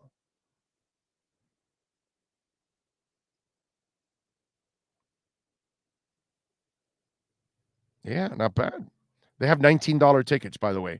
Don't miss out right now. $19 tickets. This Kansas band is excellent, man. And Marshall Tucker still sounds good. So I'm telling you, if you get a chance, okay, I would definitely go see Doug Gray and the boys at Marshall Tucker. Doug Gray's a good man. Really nice man. All right. 855-912-1056. That's 855-912-1056. If you want to get in on the program, you can also reach out to us on Twitter, and that's at Big O Show. Follow us there as always. Don't forget, folks, please smash the like button. It is so important that you smash the like button. That is the way you will help us grow immensely. So we see a lot of people in the live chat. Let's get that thing going. DJ Gallagher, thank you, sir. A little love on the Cash App. He says, you are the content that keeps it real. Double play, Cash App, and Super App. Keep it up, Barbaro. Thank you, DJ. Wow, he gave us love too on the Cash App. Oh, you know what? Let me show you something. Thank you, my man. I appreciate you. I just saw your Cash App. So the liar was giving out $1 million in Bitcoin. I'm talking about Aaron Rodgers. And I appreciate him giving out Bitcoin because I asked for Bitcoin and I got $99 from him. Hey, the Bitcoin's already growing. Check it out, baby. That's Aaron Rodgers' Bitcoin right now moving. There you go. I know it's only $4.50, 60 cents or something. It's gone up. But here's my answer. And I only got it less than a week ago from Aaron Rodgers, right? What's your savings account doing? You're going to make $5 in a couple days, or you'll make $5 in 8 months? Just saying. Just, I can only provide the guidance. And then I can open the door for some of you to study, find the information on your own, and create a better financial path to the future. That's all I can say. That's it. That's all I can do. Ooh, Nervous Network has gone down to 258 right now. So you know what you do when it goes down? It dips, you buy the dip is what you do. That's what you do with CKB. You buy the dip because it's going to go back up to 3 cents and soar. So now it's at 258, I believe, right now, CKB. But that's just me, of course, 258 right now. It went all the way to 322, I believe, or 3.25 cents maybe. So it's going to go back up there and more. So in my book, now you went down to 258. Well, you know what? Even though I bought it at 19, I'm going to now buy it at a lower price because I know it's going to go back up and it's going to go even farther and farther. This is a long play for me. This is one of those that I sit and I let it go like Crow.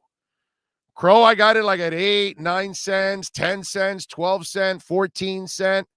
And it's been sitting for almost a year on me. It's at 40 cents now. Exploded. And as it went back down and it has a correction, I don't panic and sell. If you believe in the company and the coin and you feel it's going to do well, you buy the dip, and that way when it bounces back, then your profits even more is what you do. What people do sometimes is it goes down, they panic, and they have this mindset that it's going to crash or something. But if you have a great company that you're investing in, that it is healthy to have corrections. It is healthy to have consolidations. People sometimes get anxious and they lose patience with the word consolidation.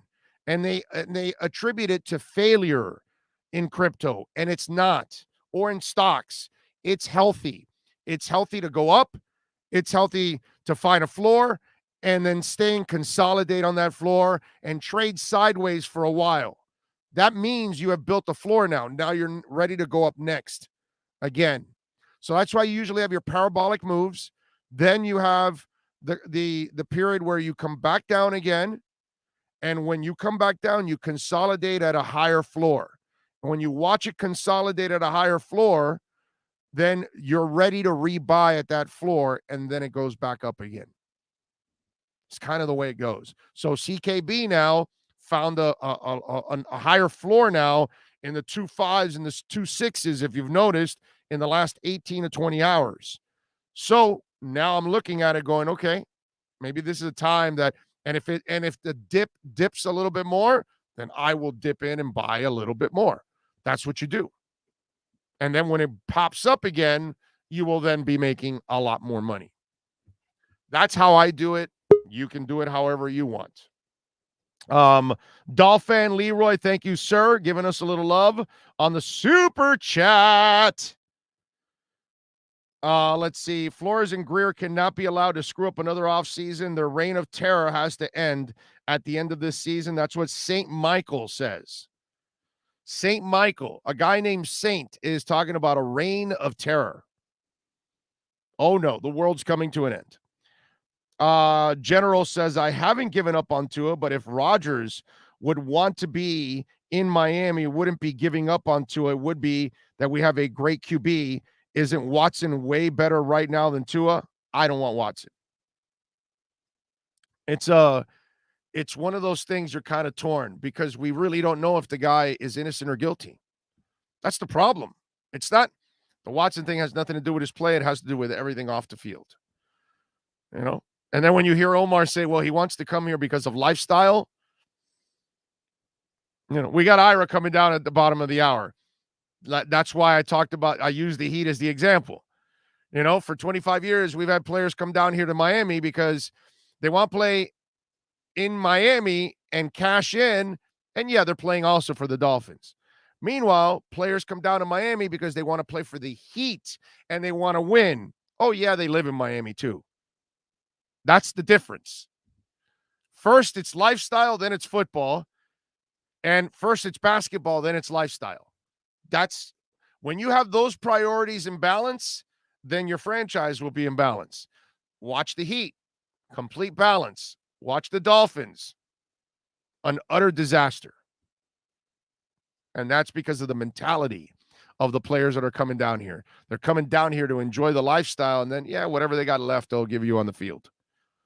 That's not how it goes with the little basketball team down there at that FTX arena.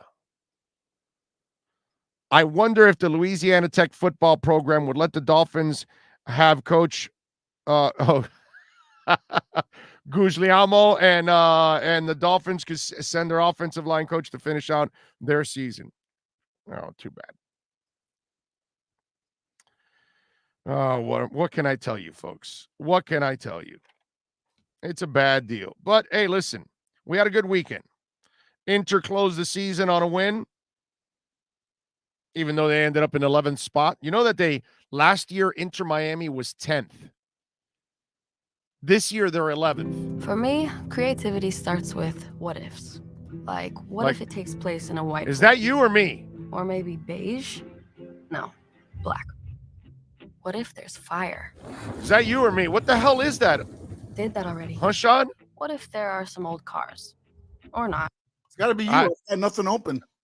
Yeah, that's me. No, that's me. That was Billie Eilish. I don't know why it came up like that, and it just started shooting off. Well, it's better than, the tab I have open on porn, because then the sounds would have been a lot different. You know what I'm saying? So I'm glad you guys heard Billie Eilish and not, Debbie Does Dallas. So that's good. Although the sounds might have been more entertaining, I guess. On a serious note, Billie Eilish is amazingly talented. Amazingly talented. Although I will say the Interrupters still do a better bad guy than she does. I like her bad guy because it's the original, but the Interrupters took it to another level. Just put up both, by the way. Billie Eilish, bad guy, then the Interrupters, bad guy. Tell me who did the better version of it. And going back to that sorry soccer team we've got in South Florida, 22-5-7 was New England with 73 points. Miami, 12-17-5 with 36 points. You think they've got some work to do to get to the top? Yeah. But I'll give them a little love. At least they got the win yesterday, so that was good. Panthers end up getting a great win on Saturday. Tonight, by the way, they take on the Rangers. The over and under is 5.5.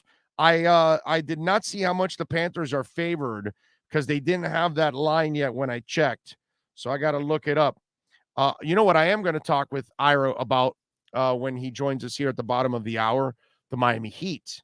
They are taking on the Nuggets tonight at 9 o'clock at Ball Arena. And there's some stuff we got to talk about and get into this game. And I'm looking forward to talking with Ira here at the bottom of the hour. We'll have some fun with that. Panthers defeat the Hurricanes, and Vinny Trocheck, who still scored and had an assist. Damn it, Duclair has been just amazing, and Lundell, that young kid, that kid's 20 years old. He's got 3 goals and 3 assists on the year already. 20 years old. This kid can't have a drink. The only thing he can have on ice is his game. He can't have a drink. Well, maybe Coke on ice. But I'm saying no Jack on ice.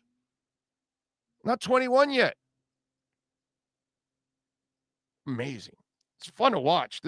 And Spencer was between the pipes. That was beautiful. The golden child. He had a rough night the other night where Bob had to come in after, right? And so it was nice to see him mentally. You hear about that and you want him to see, okay, you had the crappy night. How do you respond, kid? And he came out and played in a game that you want badly. I don't know about you, but I'm at a Metallica concert and I'm still checking to see what's going on with the Panthers. All right, let's take a break. Ira Winderman and our Acura Pembroke Pines Miami Heat and NBA report live from Denver is next. Heat fans, time for the best insight of your favorite team with insider Ira Winderman, exclusively on the Big O Radio Show. It's the Acura of Pembroke Pines Miami Heat and NBA report. Here's Ira Winderman. All righty, Ira. There you are. Now, okay, we let's take the big 3 era out of the mix. Sure. When the hell did Miami – when was the last time Miami was favored by 2.5 in Denver, a place that has been hell at times for Miami to play? That doesn't happen a lot, right, Ira?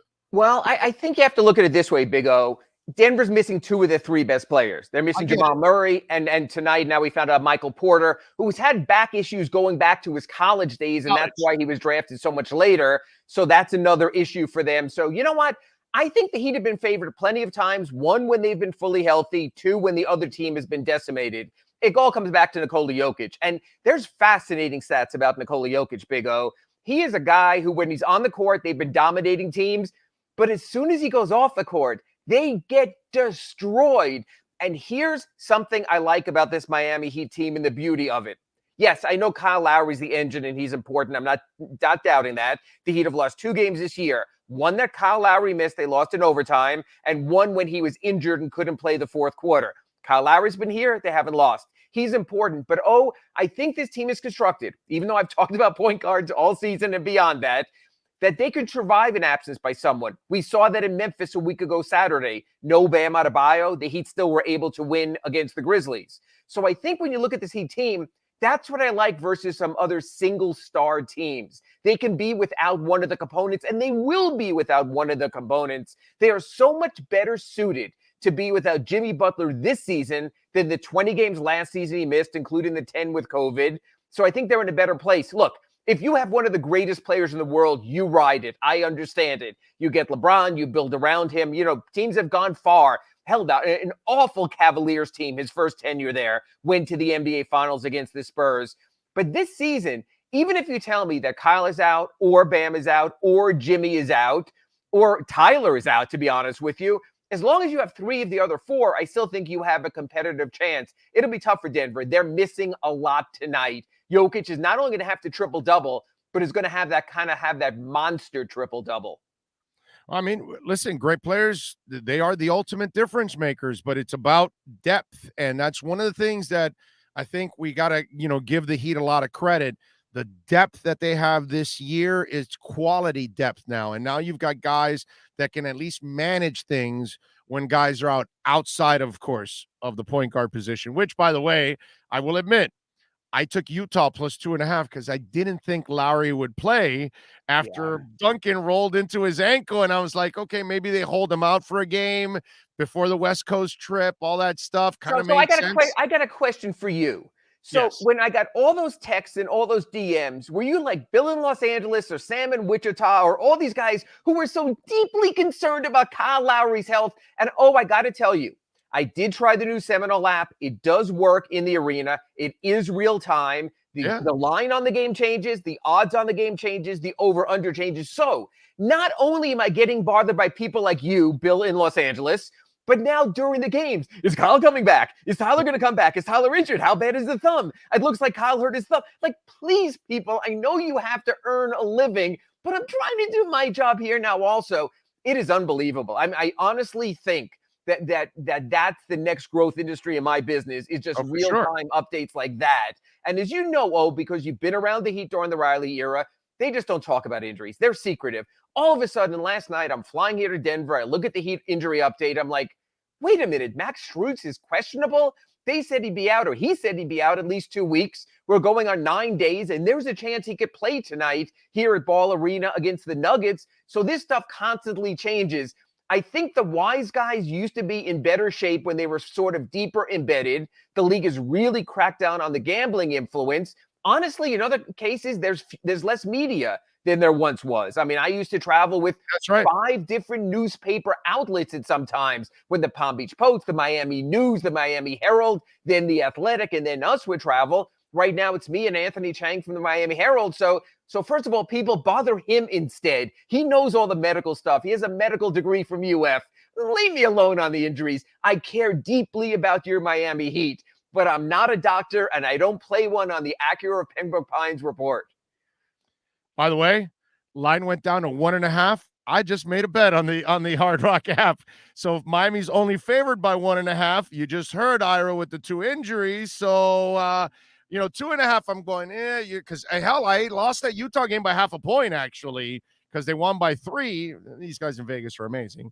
But so now it was 2.5. Now it went down to 1.5. You can't say that anymore. These guys in Vegas are amazing. Now you have to say those guys on the reservation are amazing. Yeah, because they probably have that's right. They have to have their own people come up with their line. They can't unless they piggyback somewhere else with somebody else that they're paying them for a service or something, right?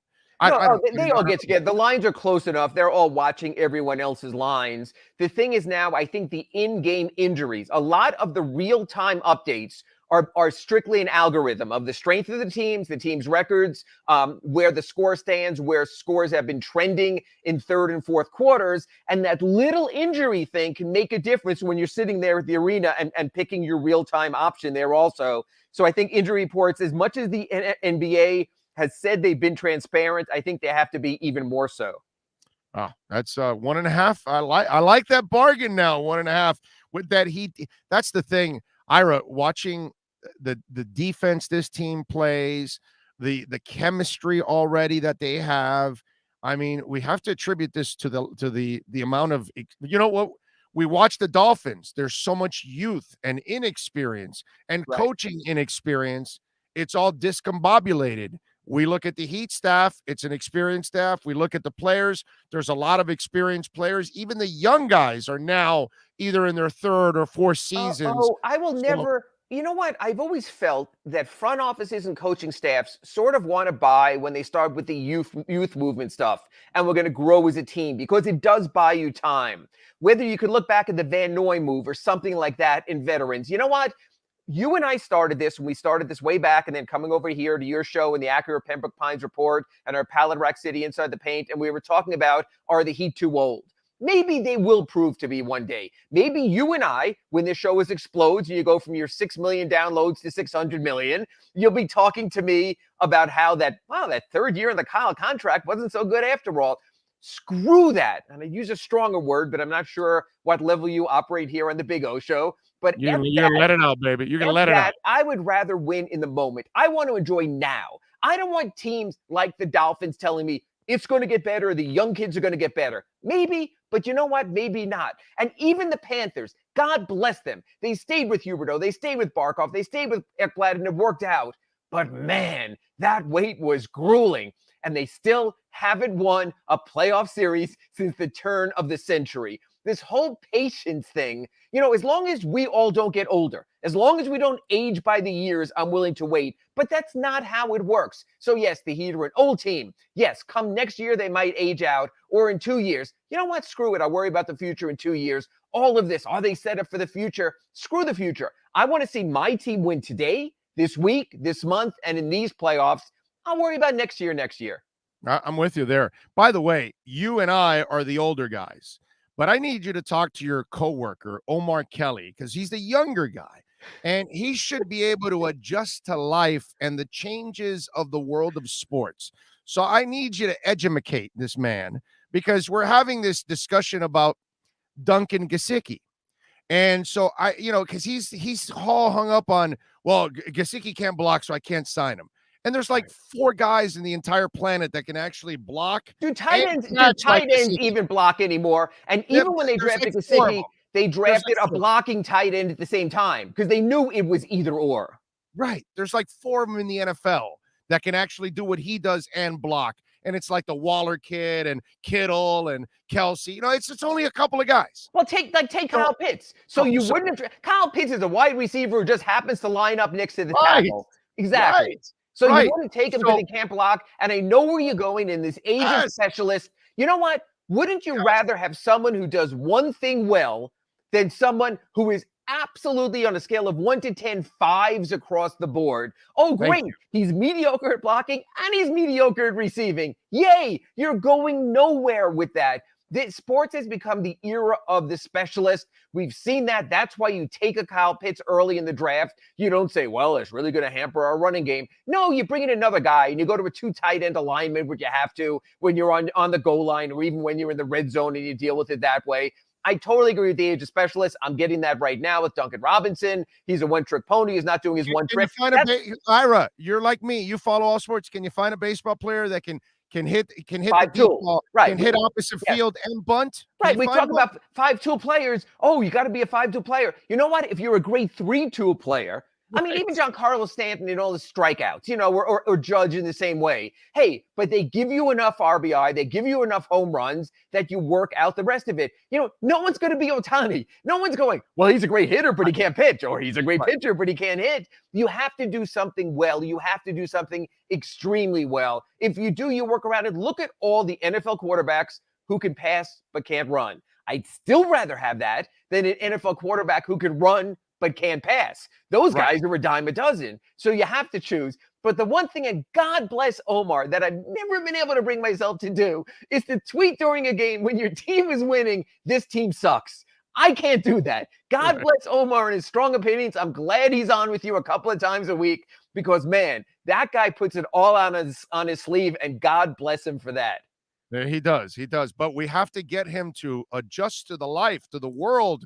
It changes. It evolves, whether we like it or not. The NBA is not the same as it used to be. The NFL isn't, and neither is Major League Baseball.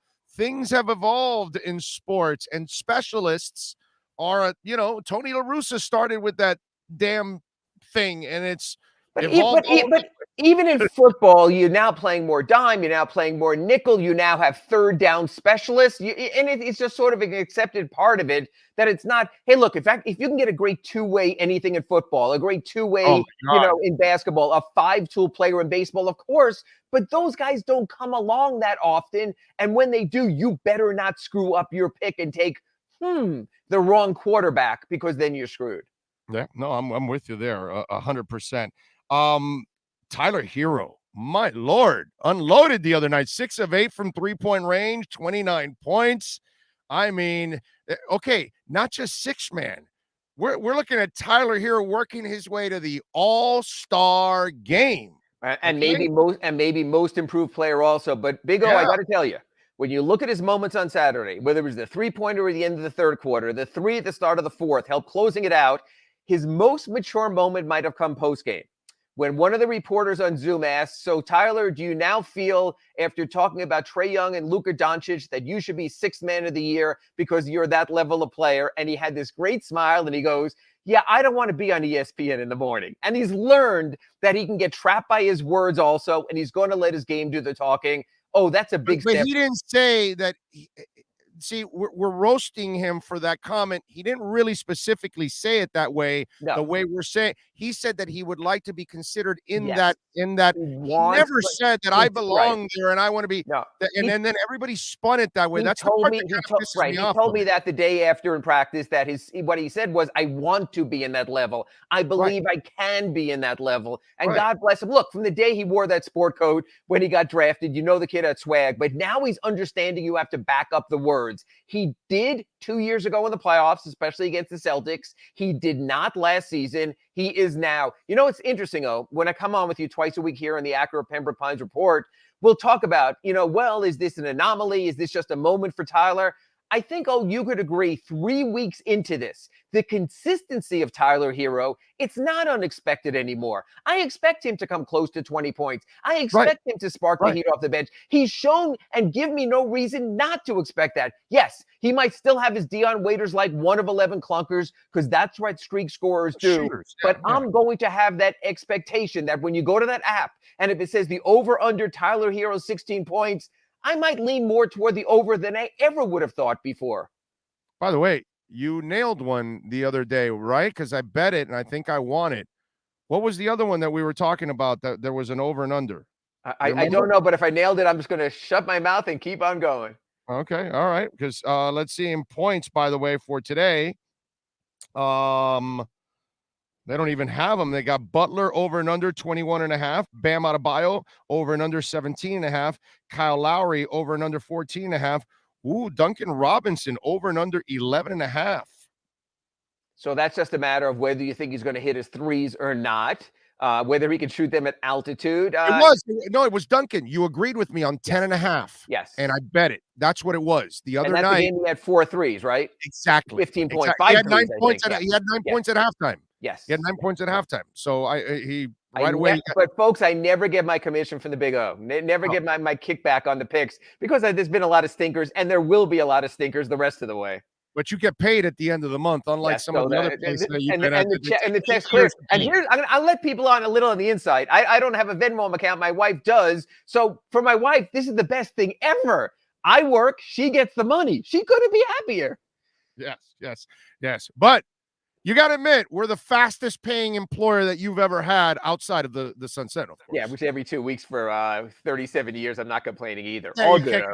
Sun Sentinel's God. I'm not there to replace the Sun Sentinel. I'm just saying, we're much more responsible in our area than the other places we've been associated with at times. That's all I'm saying. All right. So what do you like? Duncan Robinson over and under 11.5? You like that one? I'm going to take over. I think it'll be a higher scoring game. That's the way the Nuggets want to play. I also believe Duncan's going to come around and he's going to have another 1 to 2 of those games. He knows that it's time. Yeah. Well, there you go. We have just placed a bet on the Heat and Duncan Robinson during this segment. I don't know if I'm going to be back Wednesday or Friday this week, folks. By the way, let's tell the folks Wednesday we have again, because he's on the road. The late show. The beauty of digital is we adjust, baby. It doesn't matter. I always tell these guys, hey, they always tell me, hey, can we move this here? I'm like, dude, relax. Don't worry about it. We'll adjust. Well, yes, let's move it. No problem. So Inside the Paint will be at noon on Wednesday. So noon to 1, we will have Inside the Paint this Wednesday. Lunch with Ira and Clay. So people rearrange your lunch breaks at work so you can be on the computer or on your phone at noon to 1 Eastern time. It'll be 9 for you out in LA. And as I always tell Owen, I even texted him ahead of this, it's always fear of God that the hotel wireless will work. It used to be when the internet started, every hotel had hard lines. So you'd be able to hardwire and get in. Now I'm literally walking my computer around the room to find the best hotspot. And some places still have a hardwire hookup for you still. Some of them do, right? You know what? I plugged in. There's one actually over here to my left. Neither of them were live. I was actually on the phone with the hotel engineer this morning, getting the upgrade note there just so I could get this to work. So I'll be in LA, both talking to you, to Clay on Wednesday, and then you again on the Acura Pembroke Pines report on Friday from LA. Kind of weird. I love it. 2 games, Lakers, Clippers, consecutive nights, get to spend 3 days in LA. And I got to tell you, if you're going to play the Lakers, get them now. Kendrick Nunn is out. Trevor Ariza is out. LeBron James is out. They are a hurting team. Anthony Davis had a stomach ailment and Portland wasn't able to return. This is a good time to get the Lakers for us, not for ESPN or a national broadcast. And also, then you're getting the Clippers the night after without Kawhi Leonard, who might miss most or all of the season. So yes, it's a tough road trip, but let's recap for the folks who maybe joined us late. Tonight, you're getting the Nuggets without Jamal Murray and Michael Porter. Wednesday, you're getting the Lakers without Ariza, without Nunn, without LeBron at least. On Thursday, you're getting the Clippers without Kawhi Leonard. Then on Saturday, the rematch in Utah, the Jazz will be ready for that after what happened on Saturday. Oh, yeah, they'll be ready. By the way, there's a part of me that I wish they were healthy because with this Heat team, I don't fear any team in the NBA. And there's always people who tell me they want to see the best, they want to beat the best. And right. honestly, I'm the opposite. I'm screw that. I know the wins and losses matter at the end of the year. One more win last season, the Heat are the number 4 seed. They're beating the Hawks in the first round. My world is completely different. So no, if you don't feel good, stay home. That's what I tell people. Yeah, no, you're right. But I'd love to beat LeBron. So that would be fun if he was there. Follow him on Twitter. You're on the podcast at Ira Heatbeat. As always, catch his work at the Sun Sentinel. Please subscribe and support our local journalists who do a great job as always. Ira, safe travels, my friend. We will catch up on Wednesday at noon. Thank you for giving me an extra hour of sleep. And bet responsibly, everyone. Thank you, guys. You got it. There you go. Ira Winderman and our Acura Pembroke Pines, Miami Heat, and NBA report. You've been listening to the Acura of Pembroke Pines, Miami Heat, and NBA report with Ira Winderman. When you're looking for award-winning service and great deals from the #1 volume Acura sales dealership in the Southeast United States, you go to Craig's Inn Acura of Pembroke Pines at 15601 Pines Boulevard in Pembroke Pines. All right. Appreciate all of you out there, as always, keeping it locked. Great segment there, as always, with Ira. It's great to have them all year long and all through the season. Next year, I play if everything goes well, which God willing, we start adding more sponsors and add our salespeople, and all of that goes on. Revenue goes up, which is what we need. Obviously, not to just make a living, but to do all the kind of things. I'm hoping that next year it's Sean and I are in Las Vegas, for Summer League and hanging out in Vegas for a week and doing the shows out there and talking Summer League and talking with all kinds of NBA reporters. We're going to do the kind of stuff on this show that I would, you know how I did it with football, right? That, hey, and we're going to do that too. Senior Bowl, Combine, East-West Shrine, those kind of things. We're going to continue doing that. But I want to cross over now and start doing the NBA stuff too now, because those are the two sports that matter the most in this town. So I want to make sure we are going to be the ultimate hardcore sports talk show in South. We already are. I mean, by miles. It's not even close. Okay? We're averaging 1.7 million downloads a month. Okay? A month. So you guys have already made us the most listened to sports talk show in South Florida by miles. It's not even close.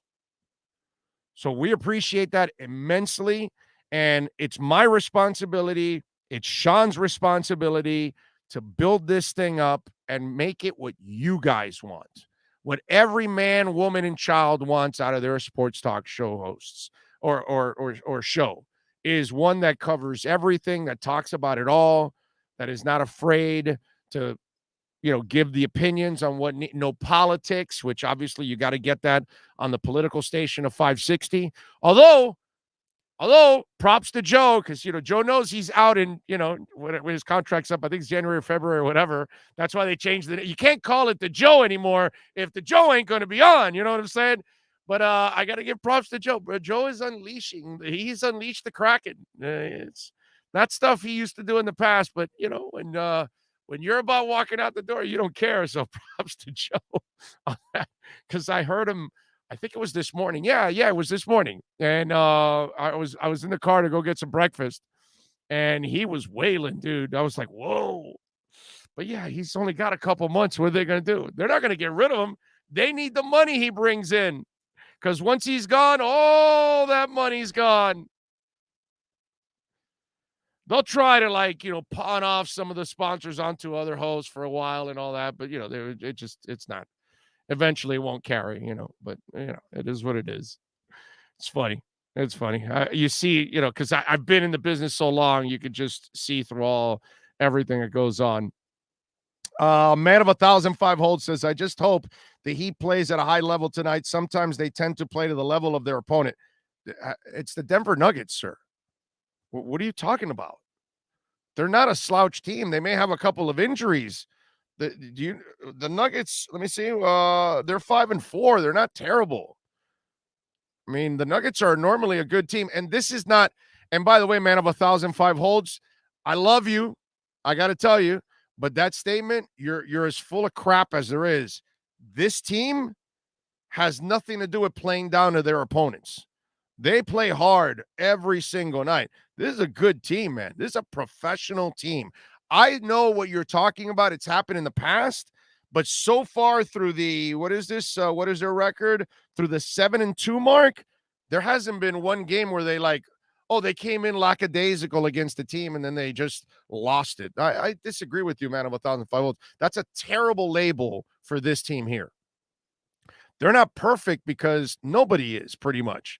It's hard to just win every stinking game. It's 82. But they're not that. I have not seen that kind of team that, they play to a lesser team and they just give the game away. That's not the case.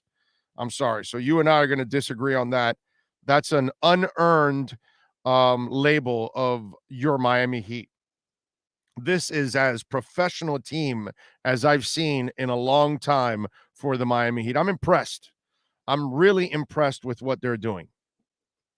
I really like what they're doing. I'm terrified of the long term, obviously, because they're older guys and all these contracts. But this year, if they stay healthy, they can scare the crap out of anybody and they can beat anybody. They may not be the favorites. That's the difference. I'm not telling you they're the favorites, but they could easily go out there and get to the NBA Finals. I'm not putting the Nets, in this pedestal that, oh my God, yeah, I know they have the two better superstars, but when I talk about from top to bottom roster and hardcore and playing hard and playing defense, something that I can't really credit the Nets with, I can credit the Heat with. I think the Heat is one of those teams that they ball out, dude. They ball out. I would love to work with you and Sean and the whole group doing this stuff. LOL, says Chris M. Well, thank you, Chris. I appreciate you, my man. Bring Joe Rose to the Big O show. Joe doesn't need me, bro.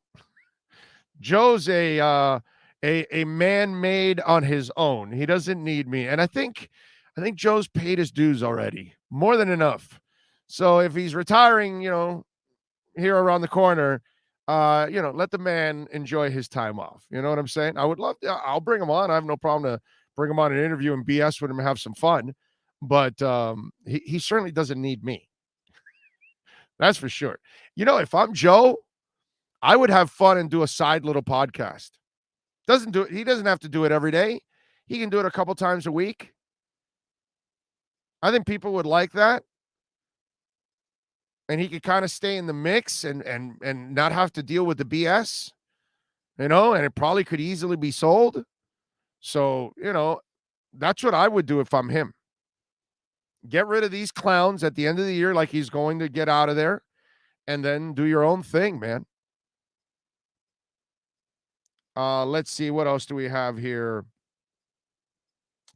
Sofla Don says, Big O show, did you see that dirty SOB Jones twist that Carolina linebacker's ankle? I saw the video to your I sent the video to your Twitter. Yeah, I saw that. That was not a good look, dude. Not a good look. That's a sad, and somebody will, knock his ass out at one moment when they get the opportunity. Karma's an interesting thing. I'm a strong believer of karma. I'm a strong believer that if you give good karma out, you will get it back. And when you do, stuff like that, eventually it'll catch up to you at one point or another. And it will catch up to Mac Jones. What else do we have here? Big O, did Herbert look good yesterday? Yes, he did. He did play well yesterday. In fact, I can read his stats for you. Yesterday, the Chargers ended up defeating the sorry-ass 3-6 Eagles 27-24. And typical of what Herbert and the Chargers do, they usually beat the bad teams, and they struggle usually against the good teams. That's kind of the way of the world with them. But he balled out yesterday. I think he threw 300 yards, 3 touchdowns yesterday. I'm trying to pull up the damn box score, but he did good. They played a sorry team, bro. They played Philadelphia, but he's got great weapons, man. He looks good. There's no doubt about it. He's not where, I'm not putting him in any kind of pedestal like some of you are, but there's no doubt he's put up the numbers. Big O, can you bring Bill on for an interview? Would be cool to hear from him. I would love to, but can't, unfortunately, right now. Bill is dealing with some personal issues right now, and not my place to talk about him. But I'm hoping he gets better, and so we can get him back on track, and that's it. But right now, that's not something that's in the cards at this moment, my brother. Big O, just checking in from Pembroke Pines. Smash the like button. Thank you, GP Trap. Appreciate it. There's no doubt he is right. That helps us grow immensely. So please smash the hell out of the like button. That gets the algorithm going, and more Heat fans and Dolphin fans and Canes fans can find the show, man. You know what I mean? Because we're the only sports talk show in town that talks about every single sport. Okay? Only show. There's no other show in town that talks about every other sport. There's no other show in town that actually knows about every other sport. So that's the problem. You know what I'm saying? So, that's why I want to make sure that this show grows to the point that it is covering everything. And listen, if the Marlins ever really want to be good and they really want to be active, you know what? We'd be at the MLB spring meetings, or at the winter meetings. I mean, the hot stove and all that. If they ever wanted to open up the checkbook and give Kim Eng the checkbook she needs in order to succeed, then I would love to go to the winter meetings. That's the kind of show I want this to be. But that's up to the Marlins. Not up to me. If Inter Miami wants to get to the point where they're in the playoffs and they want to get to an MLS Cup, do you know where we're going to be broadcasting? We'll be broadcasting from the MLS Cup. You think sorry ass 560 is going to do it? You think broke ass 640 and 940 that all they do is sell airtime? No, dude, they're not going to do any of that. None of them are committed to real sports. That's what we're going to do on this show. I mean, that's the vision I have of doing it. And I know a lot of you wouldn't even care about it, but if the MLS team gets to the MLS, bandwagon will get loaded. You know what I mean? They got a long way to go, okay? 10th and 11th places in the first 2 years doesn't really inspire any kind of major change, but we'll see. Now they've got a real GM. Let's see if they actually, give him an opportunity. And he's got some limitations. We'll see if he can get it done. But that's what we're trying to accomplish. So smashing that like button, hitting the subscribe, hit the notification bell. You're listening to podcasts, do all of that, man. And thank you all out there for sending in comments, sending me a text at 855-912-1056. However it is you reach out to us, man. Appreciate it immensely, because that's the reason why we've grown so much. Let's see. Juan says Herbert is the ultimate fantasy QB. That's why there's so much hype around him. Yeah, he's been fantasy-wise, he's fantastic. That's why he does get the love. But if you look at it football-wise, he's not there yet. But that's fine. He's done a good job, dude. He's a young QB. And let's see if he evolves to the point where he becomes, a baller in key moments and against big teams and, that kind of. Let's see if Herbert has the moments in the NFL he never had in college. Okay. All right. Let's do that. Let's wait for him to have the moments in the NFL he never had in college. Okay? Because that's the reason why I also, I looked at him. I said, yeah, he looks great, dude. Big strapper, got the arm, all that stuff, athletic. But what has he done in Oregon? I don't see him out there, So, and in the NFL so far, great stats. Still not impressed yet by saying, okay, yeah, you can put up stats, but can you win big games against big teams? That kind of stuff. That's what I need to see. When I see that several times, when I see him make deep runs in the playoffs, then I'm going to believe it. Then I'm going to say, okay, you guys are right. Herbert is the man.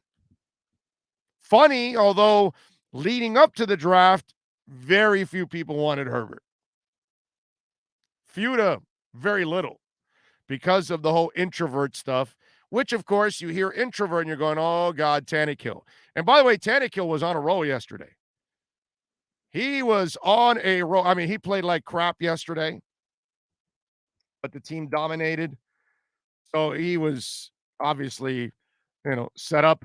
But hey, some Tannehill classics yesterday that we experienced, because now that he doesn't have the running game, it's a whole different deal for Tannehill.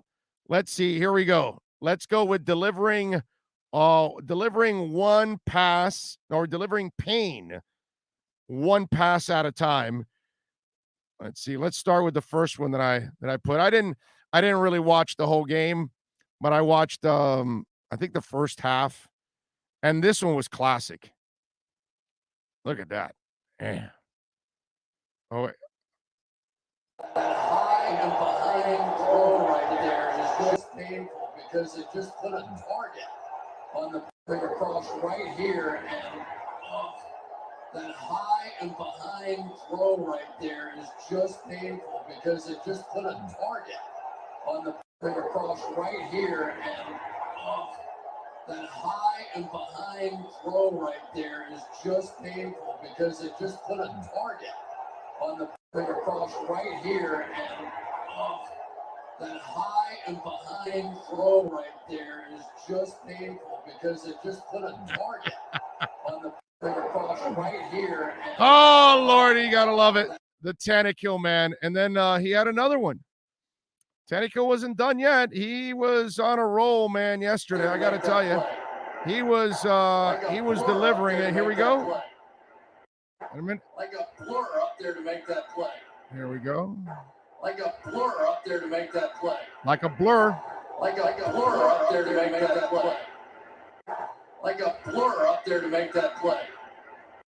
Like a blur up there to make that play. Like a blur up there to make that play. Like a blur up there to make that play. Like a blur up. That's beautiful. Those are the Tannehill shots. Yeah, baby. Derrick Henry's not there anymore. Life isn't that easy anymore. You see his numbers. What was it? When he going into the game was like 10 touchdowns, 7 interceptions. Yeah, it's life changes a little bit when the pressure's on you. But luckily for him, the defense dominated yesterday. And Matt Stafford. I was thinking about this. Can you imagine if Tua throws those 2 interceptions that Matt Stafford threw? Oh my God. The Dolphin Nation that hates Tua and the non-Tua believers. Oh, you see, he's the guy. Because, only Tua would make those kind of mistakes. Not that Matt Stafford would or any other quarterback, of course. But I was thinking about that if he actually makes those 2 throws, those 2 mistakes, which buried the team, of course, Tua would have been killed, bro. Yeah. I know there's an ex-Dolphin tight end that looks at those hits that I just saw and goes, yeah, my career ended that way. Late and behind, I had to turn around, and the rest is history with my lower leg, and I'm done. RVAJ says, I miss Tannehill. Yep. I'm sure receivers don't. Losing teams, fans finding ways to ridicule winning teams. Yeah, well, you can only talk about what happened, and it was a win, but it wasn't really the prettiest of wins. Can you imagine Tua playing with a splinter in his finger? LOL. You can't play with a splinter in the middle finger of your throwing hand, dude. Okay? He doesn't have a gun for an arm. So he's not going to be able to overcompensate for that. So for him, a finger injury is going to limit him, whether he likes it or not. Russell Wilson has a finger injury too, and he's not playing. And he screwed up his digit also. And it's Russell Wilson. And he's got a stronger arm than Tua. Finger injury for a quarterback, my brother. I mean, I can't look. We can say that he's injury prone, but I can't pick on the kid for not playing yesterday, because if he can't make the throws you need, then that's a problem. So you give him more days of treatment, and you hope it's better on Thursday. And if it's not, then you hold him out again. And then listen, man, this season is done. What are you going to do? We're just kind of going through the motions, and we hope we see some betterment. That's it. Oh, I didn't take a break here at the top of the hour. Let's do it now. Let's take a break. Hour number 3 is next. This is the Big O Show. Sports fans love a place with great food, cold drinks, and TVs everywhere. That's why sports fans love Sports Grill and their 7 amazing locations. Check out the Bird Road location at 11481 Southwest 40th Street in the back corner of the West Bird Shopping Center. Sports Grill is also now offering some great employment opportunities. All kinds of positions are now available, from kitchen to hosting. Call for more information at 305-485-8845. From wraps to salads to amazingly delicious specialty dishes, Sports Grill is the home to the legendary special grilled wings. Since 1987, Sports Grill, good food, good drink, and good friends. It's the Big O Show. Judge, you tuned in to the hottest sports radio. When you need your warehouse looking good while staying efficient, there's only one place to find the finest racks in the business. Pallet Rack City in Hialeah. 305-424-8547. That's 305-424-8547. Pallet Rack City is the company you need when you want your warehouse sporting the finest racks in the business. After all, who doesn't love a great rack? Pallet Rack City. 305-424-8547. That's 305-424-8547. Orlando, a.k.a. the Big O. He covers all the South Florida teams. For over 16 years, EJDconstruction.com has provided South Florida residents quality craftsmanship, accurate project management, and exceptional service. That's why EJDconstruction.com is an A-rated member of Angie's List and the Better Business Bureau. When you're looking for the right custom home builder for additions or home remodeling, please call my friend Eric at 305-433-4843. That's 305-433-4843 for EJDconstruction.com. Dolphins to the Heat, well, you know what I mean. Monday to Friday, lollipop blow in the... There's no need to drive around South Florida wasting valuable time looking for a new or certified pre-owned Acura. Go to the #1 volume sales dealership in the Southeast United States. Craig Zinn's Acura of Pembroke Pines. Purchase with pace and space in a dealership tailored to your needs. From home buying to providing that personal touch. Contact the 2020 Satisfaction Award winner Craig Zinn's Acura of Pembroke Pines. 888-776-5123. That's 888-776-5123. Or visit them at 15601 Pines Boulevard in Pembroke Pines. Show on the radio, the top's where we gonna go, Miami, that's the way we roll.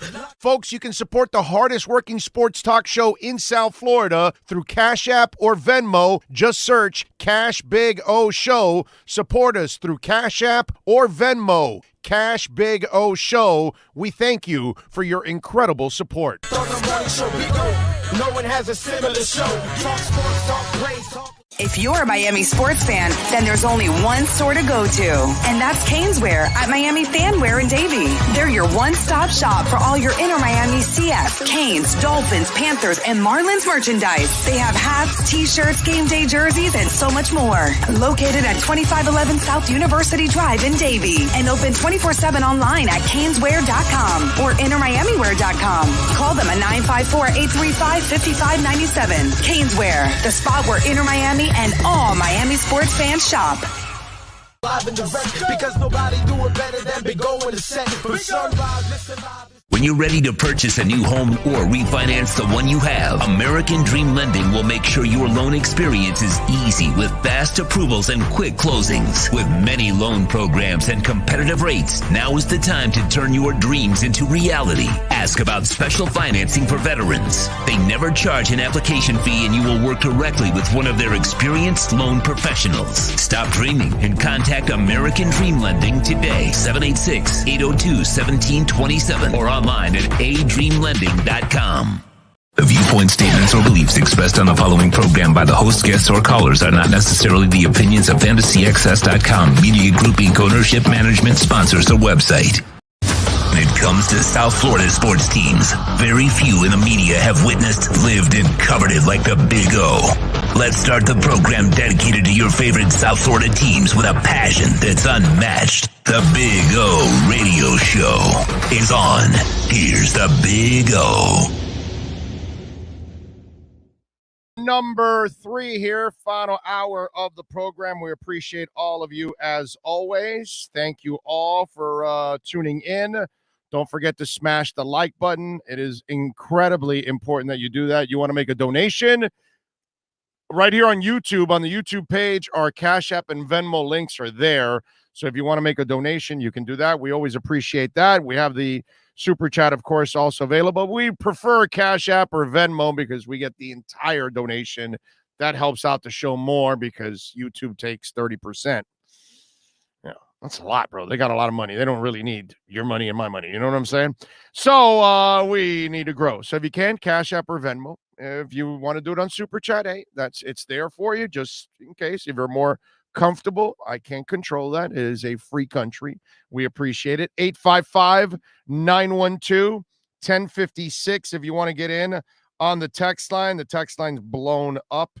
Obviously, a lot of texts are coming in. So 855-912-1056, and appreciate all of you, as always, for reaching out to us. Let's see. What else do we have here? James in the DR says, good afternoon, Big O. I was meaning to remind you to try to find some time to enjoy as much Jose Rosa as possible before he retires, but evidently you are. He has made a career out of 3 cocaine-driven nights in Miami during his Dolphin years. Part-time podcast is a great idea. He qualifies for the Miami Radio Mount Rushmore, but his head is too big. Stay well. James in the DR. Joe's a good dude, bro. Let's see. What else do we have here? Somebody's sending me a picture. Says Miami Dolphin fans in September, October, November, and December. And it shows a frog that is sipping on a tea. By October, he's smoking weed. By November, he's drinking Jack. And by December, he's doing cocaine. It's pretty accurate. What can I tell you? What the heck is Omar's problem with Gesicki? He's by far the least of the team's problems. He said if he was a wide receiver, he would be mad because he lines up wide. Too bad. Who cares about them overpaid, injury-prone, sideline dwellers? That's true. That is true. Yeah, I mean, you know, listen, hey, we all see it differently, right? And Omar, I don't know why he doesn't want to, you know, look at Gesicki as a long-term piece, man, because I would definitely commit to him long-term, to be honest with you. So appreciate all of you out there reaching out. I've got a ton of texts here. I got to sit down and answer a whole bunch of these texts, and I will tonight. I'm going to take the time because I ended up going to sleep early yesterday. That's why I told you I didn't watch the whole Tennessee game. I watched the half, and that's all I needed to see. I was like, I knew the regular Tannehill would be back now that he doesn't have Derrick Henry anymore to protect and hide him and all that. And they'll get the taste. I mean, the receivers will get the taste, all that. So I had to go to sleep. So I did get, you know, a good amount of rest yesterday. Lord knows these bags. I'll never be able to get rid of these bags, man. I'm telling you, I'll never be able to get rid of it. Although I am sleeping better. I will say that.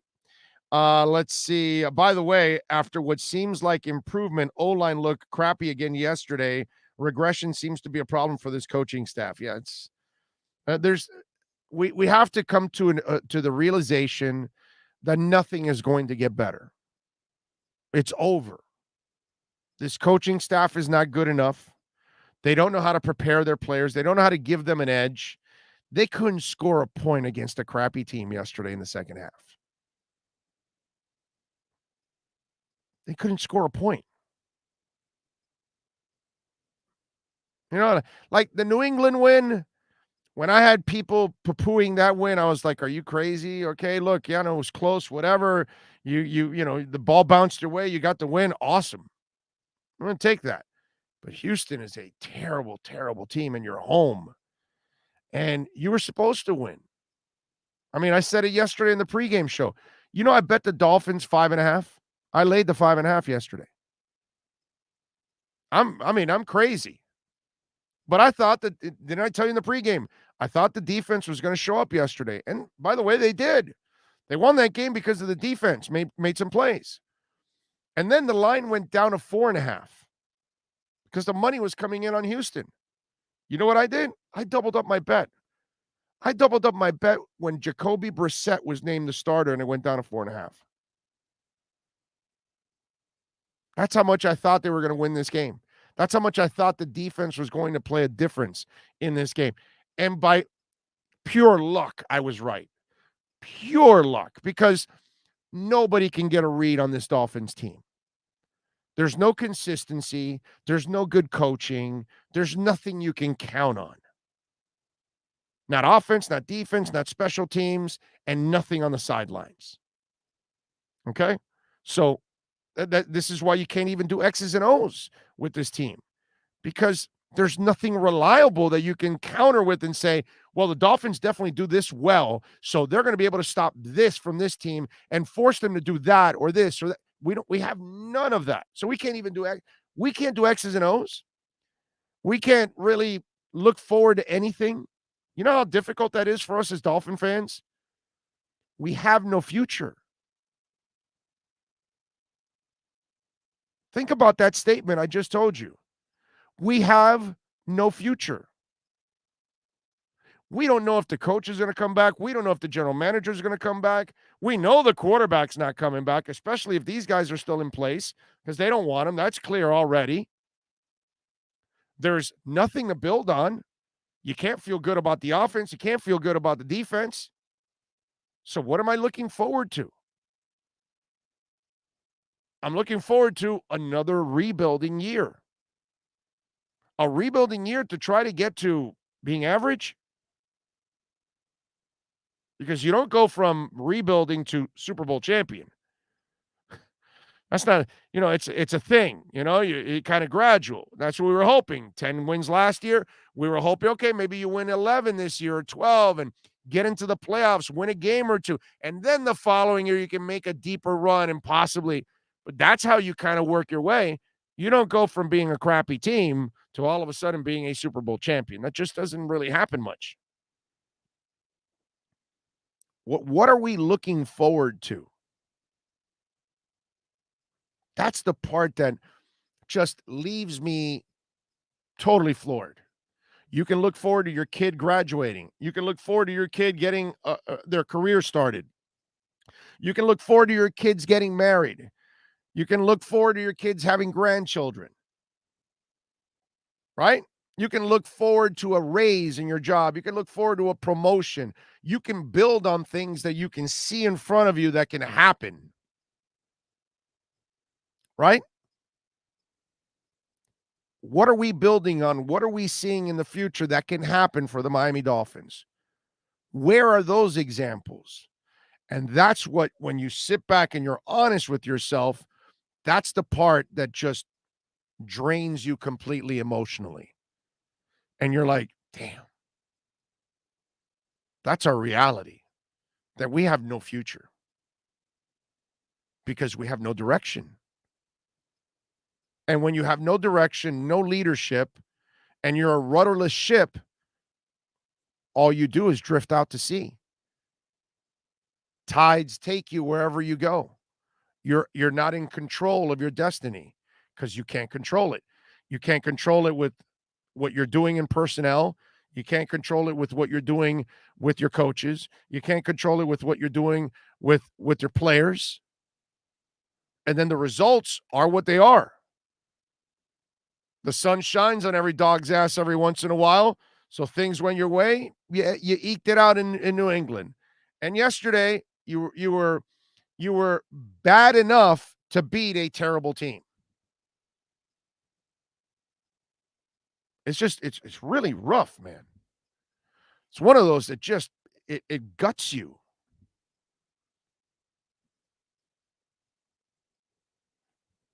Ken Rosa says rebuilds need to start from the top first, then the bottom.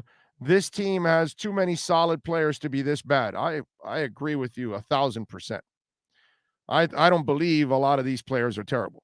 I'm sorry. I believe this coaching staff is hot garbage. I put it this way. None of them belong in the NFL.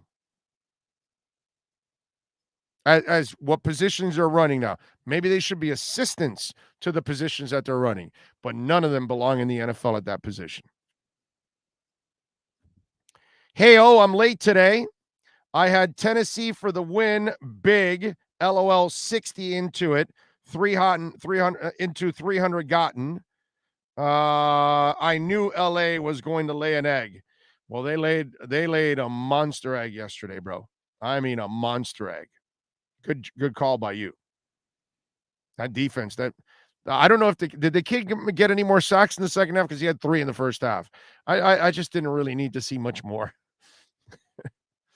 Exactly. And then at the presser, Flo talks about them practicing hard and getting better, and like how fans are supposed to believe that when the product on Sundays is pure trash. Flo is a used car salesman. Flo is it's really easy to define where Flo is at right now. Flo is lost.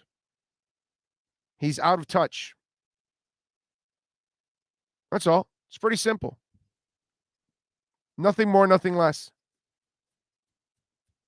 So that's the only way to look at it. He doesn't know what the hell he's doing. And unfortunately, you know what's the sad part for Flo? The 2 years he built up of some credits, he lost them all this year. He lost his credibility. He lost his honesty. He lost his eye. Don't tell me what you're doing because you don't know jack shit, dude. You don't know if they're practicing well. You don't know if they're playing well in practice. You don't know anything because the results on Sunday say it, that you don't know jack crap. You don't know how to put players in position. You don't know how to find coaches. You don't know what the hell you're doing, bro. So you have zero credibility now. You were earning your credits the first 2 years. But we now find out that you're Mickey Mouse because you can only handle the rebuild part and win when there's no expectations. Once we put expectations on Flo, he crumbled, dude. He crumbled like a cracker. He's Humpty Dumpty, and you won't put his ass together ever again. It's the fall for Flo. This is one of the most embarrassing falls I've ever seen for a coach. I'm telling you, this is rare. I mean, this man strikes out on everything he does and says. He can't handle any press conferences, right? And by the way, don't blame Flo for that. Blame Belichick, because Matt Patricia's garbage in press conferences with the bird's nest in his face and a pencil in his ear and in a jumpsuit and telling some reporters how to stand up straight when that dude can't dress right for a head coach. McDaniels was a clown too with the media, all that stuff. Flo never dealt with the media. So this is when there are no expectations and you win 5 games and everybody says, hey, that's great. You weren't supposed to win much. And all the praise goes your way because there's no pressure. And then the following year, nobody expects anything from you. So you surprise people. Boom. Now people are expecting not just your fans, but your opponents, and they're all prepared for you. But you thought you were too smart of a head coach, that you can get rid of some other coaches, replace them with no problem. You got rid of a real offensive coordinator. You scared off a real offensive coordinator because I am convinced now that Chan Gailey said, I'm getting the hell out of here. That guy doesn't know what the hell he's doing. He made me play Tua when Tua wasn't ready. I forgot more offense than Flo will ever know. But Flo, he was a scout. He's coached every position. He's so smart. You know what Flo needs to do is have 8 humble pies, not slice. He needs to eat 8 humble pies at this point. He needs to go back to head coaching school. Eric Spoelstra had success and still went around the country to go meet with other head coaches in even different sports to see how they handle their players and all that stuff. And Eric Spoelstra has had more success in one season than Flo has ever had in his entire career. And Spo got to learn from Riley, just like Flo got to learn from Belichick. And yet Spo still went out to go learn from everybody else. How come Flo ain't doing that? Oh, I'm sorry. He's smarter than everybody else. That's your problem. That's our problem. As a Dolphin Nation, we got a coach that doesn't know what the hell he's doing. He has zero effing clue. He can't be humbled. He can't be reached. It's his way or the highway, and that's why they're 2-7. And that's why Minka isn't here anymore. And now we're learning that Minka bitch was actually right. Because that's what's going on too now. All the stuff that happened in the past, and we gave him the benefit of the doubt for it, he lost it with his credibility, with his coaching acumen, with his selection of coaches. He lost it all. I can't find one fan that believes in Flo. You know that? I can't find one. Maybe his wife. Chris Adams chiming in says, I disagree about Flo, and I might be wrong, but you can't touch to the top or I guess reach to the top until you have felt the floor. And I think this team is going to rise under Flo. Chris, I think you're as stoned and drunk and high as they get right now. They ain't going nowhere with Flo. Okay? Flo doesn't belong on the sidelines anymore. He belongs to Belichick needs to take him back as an assistant. Just keep him back there behind the scenes. It's over for him. Okay? Flo needs I got to tell you, I'm not at that point, really. Flo needs to go. Really. Flo needs to go. He's just incompetent. He's not built for this, bro. It's over.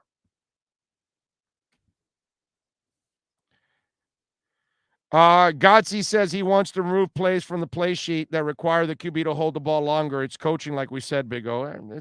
Bro, I don't care what Godsey or anybody else says. None of them have anything. They're done, bro. They suck. They show me every week that they're a absolutely horrible staff. And by the way, Chris, thank you for the super chat. High and everything and drunk, you were still able to send the super chat. That's pretty impressive. In fact, you should be the head coach, not Flo. The Great Fear sends in a super chat for us. Thank you, sir. And I have the great fear is that I fear this is going to be my Dolphin life till I die.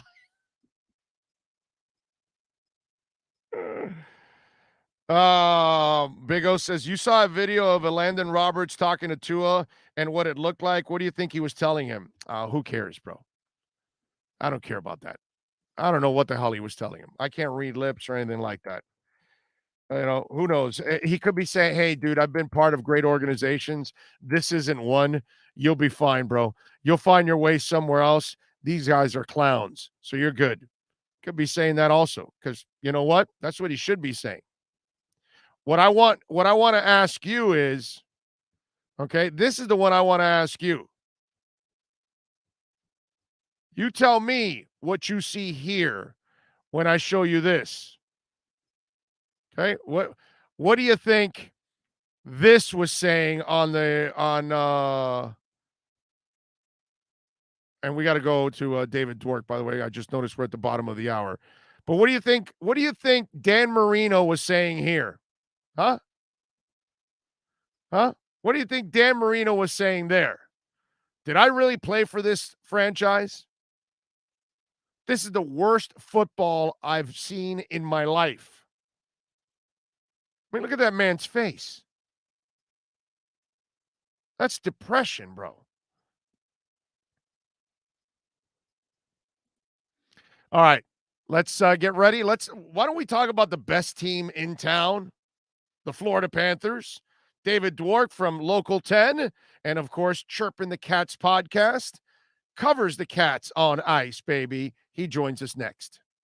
If you're a Miami sports fan, then there's only one store to go to, and that's Caneswear at Miami Fanwear in Davie. They're your one-stop shop for all your inner Miami CF, Canes, Dolphins, Panthers, and Marlins merchandise. They have hats, t-shirts, game day jerseys, and so much more. Located at 2511 South University Drive in Davie, and open 24/7 online at caneswear.com or innermiamiwear.com. Call them at 954-835-5597. Caneswear, the spot where Inner Miami and all Miami sports fans shop. All right, we're back. Time to talk a little Okie. Let's talk about the best team in town. Let's talk about the team that is 10-0-1, baby.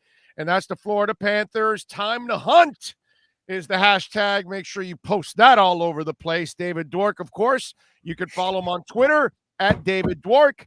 Catch the podcast, of course, Chirpin' the Cats podcast. Follow it. Make sure you listen as always. How you doing, my brother? You doing all right? I'm doing great. I'm doing great, Orlando. How are you on this Victory Monday? Oh man, I was talking about this. It's you watch the Dolphins and the Canes and they win, but you see it and whatever, they won. They beat bad teams. They played bad and they still won. Then you watch the Panthers and the Heat, and it's like, okay, now you see what real franchises look like, real winning, all that kind of stuff. And now is the time that, David, I think we're going to, this is the year where I think we kind of get that buzz back again for the Panthers, that we get the average fan on board now. And the performance on Saturday without Barkov to beat the Panthers, and for that, to have the golden child also between the pipes, that was a lot of fun, man. That was a lot of fun. No Barkov, no Bennett, no Bobrovsky, no Joe Thornton, no Achari. Remember, he went out very early in the season. I mean, the depth that we talked about as we headed into the season going through training camp has been tested almost immediately, and they're passing every test with flying colors. I mean, to go out and do what they did against Carolina on Saturday, who arguably, the best team in the league, right? Arguably with Florida and a couple others, but to put a 4 spot on them in the first period when both teams were extremely hyped up for that game. I mean, there's something brewing in Sunrise. And to your point, I think last year, the success they had, the playoff series, and the fact that the whole summer, the whole offseason, they were talking about that playoff series, a first round playoff series. That's what everybody's talking about. That's how good this Panthers team is. The buzz is there. And yeah, once you get the national buzz, once you get the success on the ice, that's when people in this region start paying attention. Like, oh, you mean others are talking about the Panthers? It's cool to talk about the Panthers. All right, I'm in. Yeah, it's effed up that the national people are already on board way ahead of our local people. Okay. Because the Panthers, it's kind of an odd fan base, because there's this local core that's super hardcore, but it's a small hardcore fan base that's there. And then you've got to wait for the average fan to kind of figure it out. But in South Florida, since we're not a hockey town, usually that's the last part that actually gets on board. It's nationally that they notice it before our average local fans actually realize, holy shit, we got a great team. Let's go watch it. It's super entertaining, Yeah. No, well, I mean, look, it's no surprise, right? It's just like you said, the difference is the base. The Panthers have an extremely passionate fan base. It's just not nearly as big as the Dolphins or the Heat or the Canes, because it's been established for decades. There's been winning there. There's stuff for people to hang their hat on. I mean, not so much With the Dolphins in Well, my the Dolphins are living 38-year-old off the lifetime. past. The Dolphins are Yeah. living off the past still. They're living off older people. If they continue this, those old people like myself die off, and then it'll get ugly because you have ruined your generation of the last 20 years. You do this for another 20 years, oh my God. You don't even want to see how that stadium's going to be. Seriously. Dude, if they do this for another 20 years, that would be like, if my math is correct, 70 years, 60 years between Super Bowl wins. I mean, that's Detroit Lions. That's ridiculous. Detroit Lions. Yeah, They're in the process. They won back in the 50s, dude. 70 years. 70 years. And the Browns, it's the 60s with Jim Brown. So they're looking at 60 years of having a championship the last time around. So yeah, it's rough, dude. So yeah. And by the way, what I liked about Saturday, which was, again, for those of us that follow it every day, Knight sucked the other night. And it was really important to find out how he was going to bounce back. And we're not talking about playing a shitty team. He was playing a badass team. And the kid, stood up on his head, played well on Saturday night. And I thought that was, to me, that was the most important factor for me of that game. Yeah, beating Carolina is sweet because they're a pain in the ass, and stinking Trocheck still scored and got an assist and all that. But I was really happy for the young kid to watch him bounce back from the other night. Yeah, and the cool thing about Spencer Knight is he can go out there the way he did on Thursday against the Capitals, go in cold off the bench, face breakaways, bad bounces, give up 4 goals in 2 periods, and doesn't phase him at all. Just goes on with his life, 20 years old, not a care in the world. He's so wired to be a goaltender. It's kind of ridiculous. And then, yeah, I mean, no surprise that he bounces back the way he did against Carolina, because look, he played some of his best hockey last season against the eventual Stanley Cup champion Tampa Bay Lightning. So right. It's not like he's intimidated by these teams or that he can't rise to the challenge.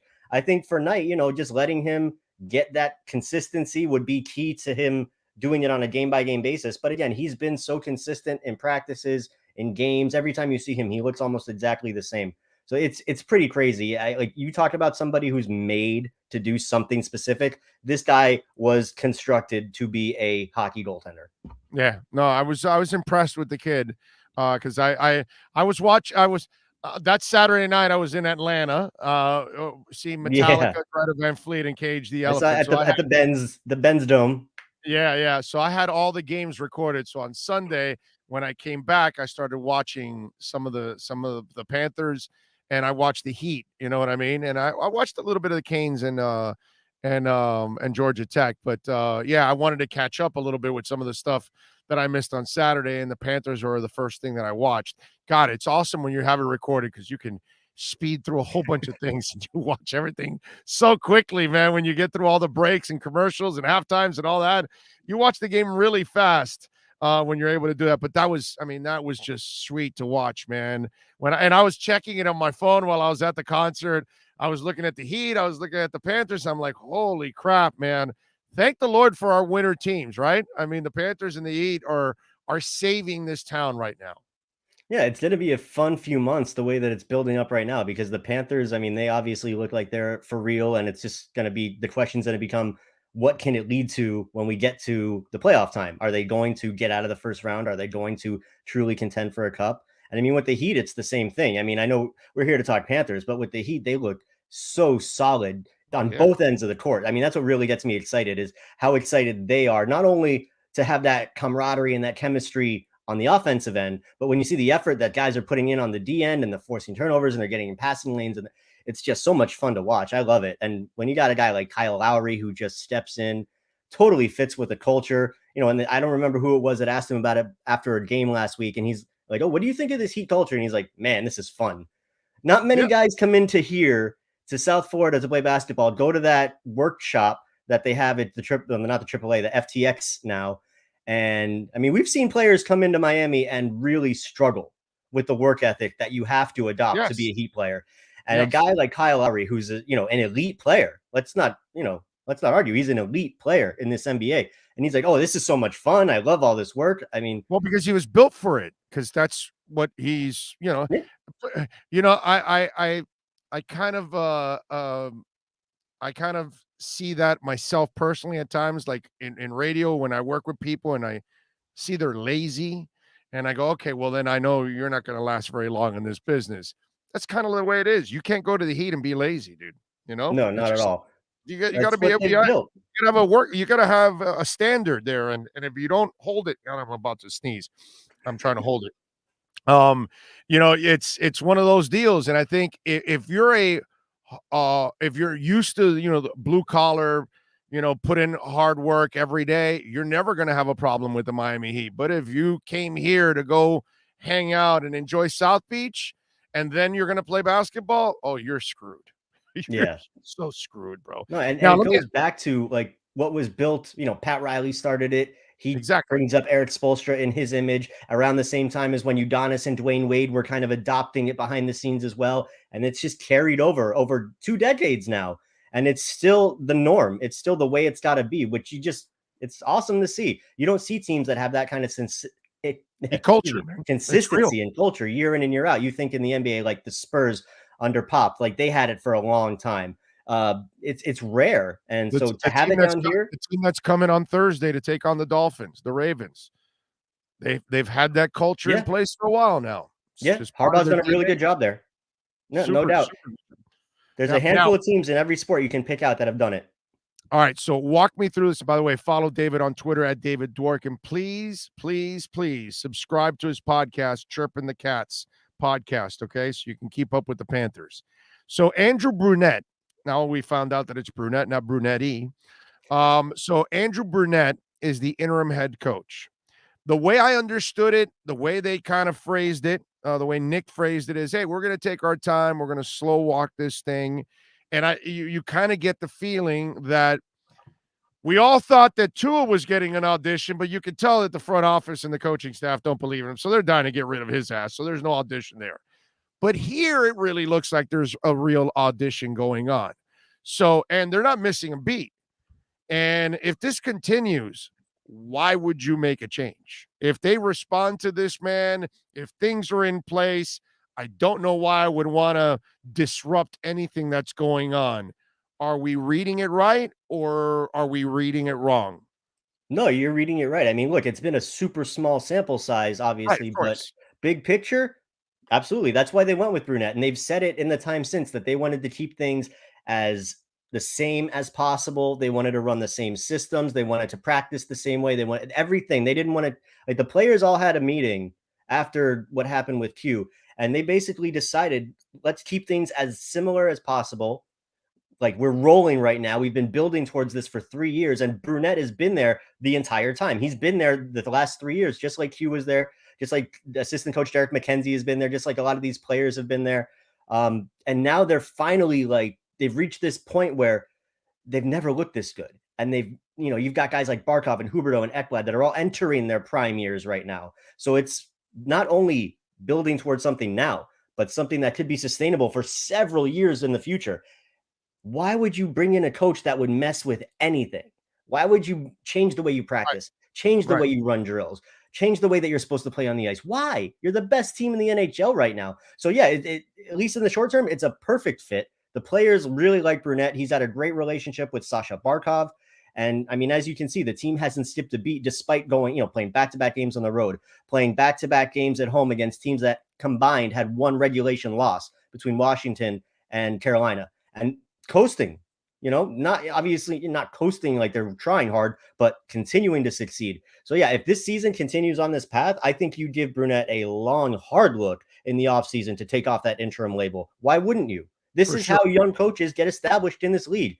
And, to Brunette, he's lucky. He goes into a situation, usually when you replace a coach, it's because they're fired, because they did something bad. Yeah. That had what happened with the coach leaving had nothing to do with the team on the ice this season. No. So it's really a great situation for Brunette. And yeah, it could end up being a big career thing for him, because why wouldn't he continue on this path? Why wouldn't they keep him?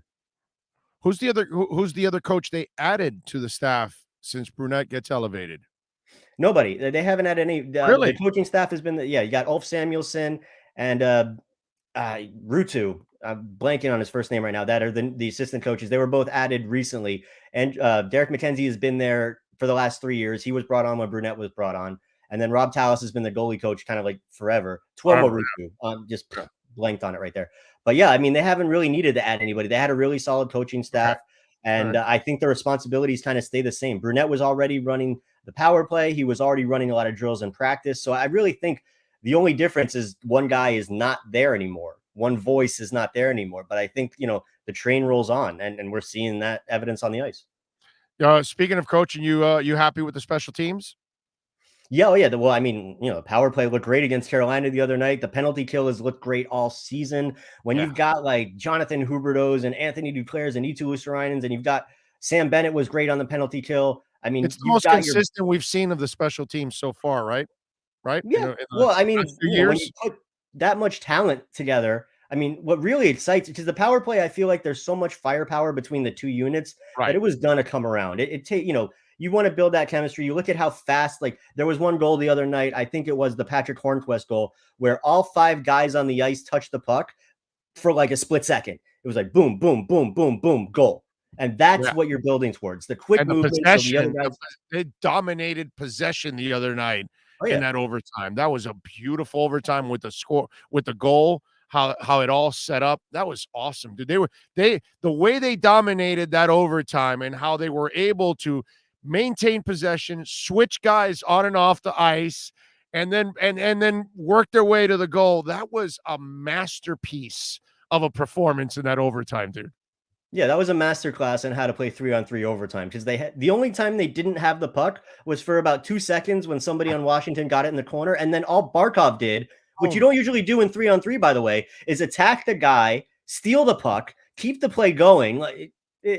Masterclass. Unbelievable what they did in that overtime. It was awesome, dude. That overtime the other night, just like, I was like, holy crap, dude, this team's badass, bro, to do what they did the other night and the way they've played all year. It's just been absolutely fantastic. So it's nice to hear that Brunette's going to have a chance at all of this, because you make a great point. You bring somebody in, even if you tell them, hey, try to keep everything the same, they're still going to want to add something that they like to do over. And as time goes on, they'll change things up. You know what I mean? And even when adversity hits, it's funny, but athletes love consistency. And once you become inconsistent, it kind of throws them off because they're so routine driven. And I don't care what sport you cover, dude. It's just one of those of us that have been in locker rooms and dealt with players and coaches, they truly believe in routines. And they really like to stay in what they have timed out every day, every week, because it's once you take them off that and you get them off kilter, it kind of throws them off sometimes. Some guys can adjust and some guys don't. But if you bring somebody new in, they're going to make some kind of changes.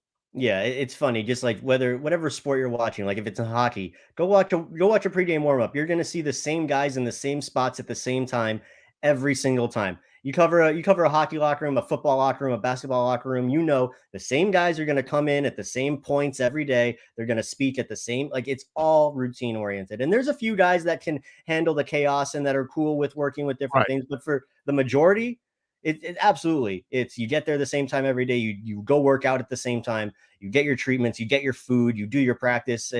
That's kind of how you maintain, because it's something a lot of people I don't think give these athletes credit for, is that they have to go out, whatever sport it is, whether it's football for 5 months, whether it's hockey and basketball for 8 months at a time, you're expected to perform at the highest level in the world every single day. That is hard as bleep. So it makes perfect sense that these guys are going to live their lives as similarly in a routine as possible, so they can continue to perform like that day after day. It's hard. So yeah, I mean, just to your point, it makes perfect sense that's why they do it, and that's why they kept Brunette there, and that's why the Panthers continue to look as good as they have all year. All right, so now I can ask you these kind of questions without getting you in trouble or making you feel uncomfortable. The Florida Panthers. He's wondering, what the hell is he doing? I'm so scared right now.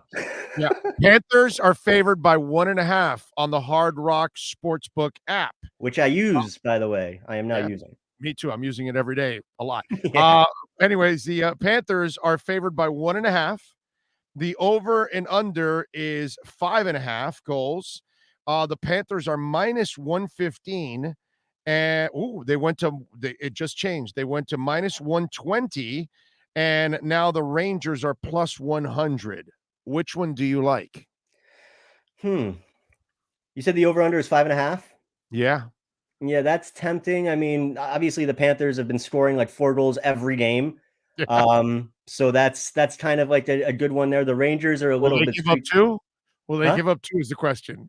Will the Panthers Yeah, I mean, give the up Rangers 2? are at home. You always say, the first game at home after a long road trip, you never quite know what to expect. But I mean, the Panthers and the over have been really friendly with me this season, for lack of a better term. So I like the over. Spreads are really tricky in hockey because the empty net often comes into play, which can really mess things up. So I try to stay away from that unless it's like a Tampa against Ottawa or some matchup like that. And the Rangers also, they're starting complete imbalance you need, right? Yeah. And the Rangers are starting Igor Shesterkin tonight, he's an excellent, excellent young goaltender. So you never really know what to expect with the spreads, but I like the over-under for the Panthers. I think minus 120 is actually not too shabby considering, I guess they're giving the Rangers some credit being at home. But I mean, look, right now the Panthers are the number 1 team in the league. So I think out of those, I would go with the over-under. Well, I just took the over 5.5. So yeah, I like the over. The over sounds good. The 1.5, I'm with you. If it's half a goal, then I'm tempted but they're rare, by the way, the lines like that, because Vegas knows the same thing about overtime, how it just there's always a freebie goal that just changes everything in the spread, man, which is really rough. Folks, make sure you subscribe to Chirping the Cats podcast. Listen to my man David Dwork. You drop a new edition, twice a week? Is it? How many times? There's no set schedule. It's just kind of like whenever I've got some. But I think there was 2 last week. There was one where we kind of broke down the whole Q situation. I spoke to a national writer, David Pagnotta, and we talked about it and got into the nitty-gritty a little bit. And then late last week, I posted a quick one-on-one that I had with Sam Reinhart, and we sat down after practice one day, and I kind of asked him for some tidbits on the different guys in the locker room, like funniest guy and who chirps the most. So some fun stuff on the pod last week for sure. Any injuries we got to be worried about tonight? Well, Sergei Bobrovsky stated this morning he might be the backup tonight, but 2-space night tonight. Yeah. But I mean, I think that just shows that whatever his upper body injury is, isn't anything too serious, as he might be out there tonight as a backup. And then Sasha Barkov is a game time decision for tonight's game. He skated this morning, as did Sam Bennett, as did Joe Thornton. The latter 2 are considered day to day. But I mean, it sounds like everybody is relatively close. The injured guys, it doesn't sound like there's anybody long-term aside from like a Noah Chari, and we're not really sure what the deal has been with Marcus Nudavara this season. But again, as we said early on in the interview, it's all about the depth. And, look at what they did against Carolina. You're missing your top 2 centers, you're missing your starting goaltender, and you go out there and you really mollywop them for a little while. So it was pretty sweet to see. But hopefully, if Barkov doesn't play tonight, I would expect to see him and Bennett and probably Thornton as well at some point on this road trip. There you go. Follow him on Twitter at David Dwork and catch him at Channel 10 or Chirping the Cats podcast. David, as always, thank you, my brother. Appreciate you. Enjoy the Okie tonight. I will, man. Be well. There you go. The great David Dwork, man. Good stuff there as always. Panthers and Heat, man, saving our asses. We do get a little bit of a break today because I hate when they're both playing the same night. I hate splitting my attention up or going back and forth or having 2 TVs and, your head is spinning and all that.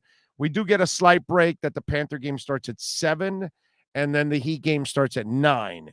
So hopefully by the time the third period is there in the process, when the Heat game starts, the Panthers are leading by 67 goals and then, we're good. And you could just go over to the Heat and you don't have to worry about the rest of the game because the Panthers have won it.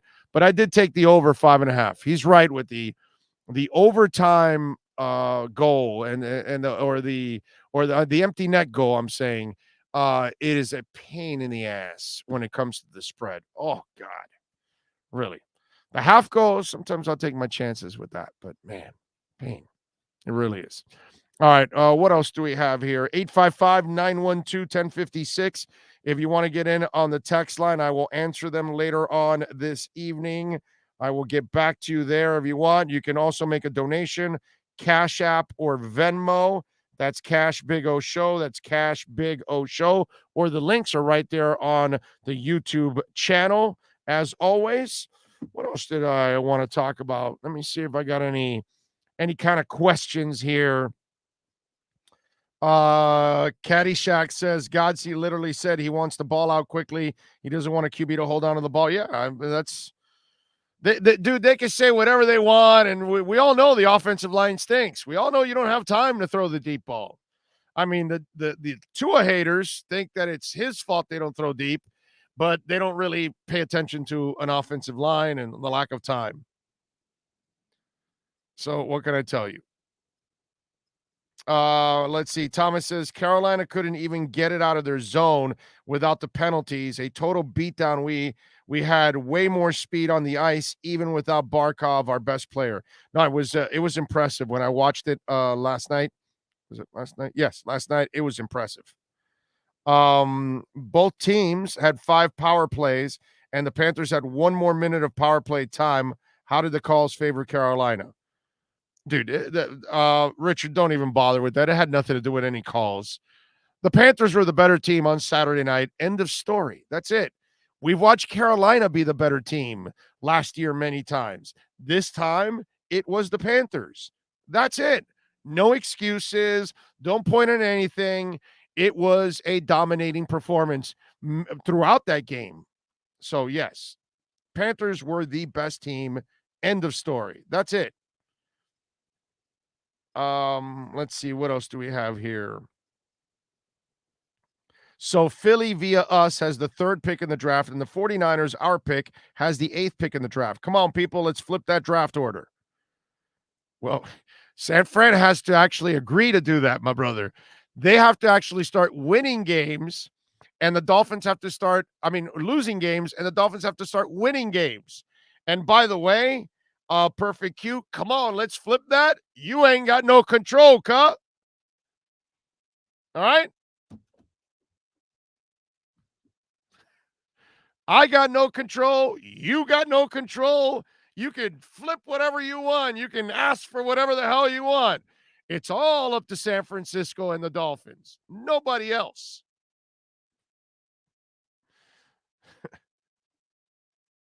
Make it sound like by everybody else agreeing it's going to happen or something, like when we have no control over any of this crap. You think if we had control, dog, do you think we'd be 2-7 now? If you think that we could flip it now, why weren't we flipping it in week 2 and flipping it in week 3 and flipping it in week 4 and flipping it in week 5? Well, let's flip it. Give me a break. Lisa says, by the way, Big O Show, my DM to you yesterday was, can Finns score more than 17 points? Oh, clearly not. Oh, okay. I see. Oh, I got you. Okay. I misunderstood. I thought you said, can they score 17 points? That's what I told you. You got your 17. Hey, I was just happy that they hung on for the lead. I just wanted to win my 2 bets. I had to make up for Joe Shad's terrible advice about Savan Ahmed over 24.5 yards. They average 1.9 yards per carry. Oh, God. Oh. Wow. That was bad, man. That was bad yesterday. Thank the Lord they won. Can you imagine you play that bad and you lose? I mean, that's normally what would happen. But Richard says, the comment you read was a response to a comment by someone else. I didn't think I had to explain that. No, I'm with you. And I agree with you, actually. I agree with you. But, whatever. We watched the Carolina get the best of the Panthers last year. And now this year, to start off, the Panthers have gotten the best of them. And they weren't even 100%. So, the Panthers are good, dude. The Panthers are a really good team. And you've got to be a really good team because you got Tampa in your damn division. Last year it was a crime that the Panthers had to play Tampa in the first round. And by the way, the Panthers may have played Tampa better than anyone else all the way up to the Stanley Cup. So if they get the goaltending, which right now looks like they're getting it, the Panthers can win the Stanley Cup. Very few teams have the firepower that the Panthers have. And if they're improving their defense like they are, if they're drastically improving their goaltending play like they have, if their special teams is going to be as consistent as it has been, look out. And if the depth is going to respond the way it has, holy crap. Panthers, man, get on board. You know, I've been telling you about crypto, right? Get yourself educated. Get on board. It's the future. It's what's going to be part of our financial lives. And those of you that take advantage of it, well, same thing. Get on board, baby. Hockey is sports crypto. It's a great, great sport. And if you watch it, you will fall in love with it. If you go live, you will have a sports experience like no other. It is the best sport live by far. Every other sport in the world was made for television. All right? Every sport. Hockey is the greatest sport live. And since there are still empty seats at Panther games, I suggest you try to buy one of those empty seats. Also, if you ever want to really treat yourself, spend a little extra money and go one time, just one time, buy yourself a ticket on the ice and sit there behind the glass and watch a hockey game. And when you're done, tell me you did not fall in love with that experience. We did this in the 90s, and we had to educate people and get them on board, and it happened, and it was short-lived, unfortunately. This looks like a long-term plan now, and something that's, you know what the Dolphins have been wanting to do, that they want to be perennially a good team.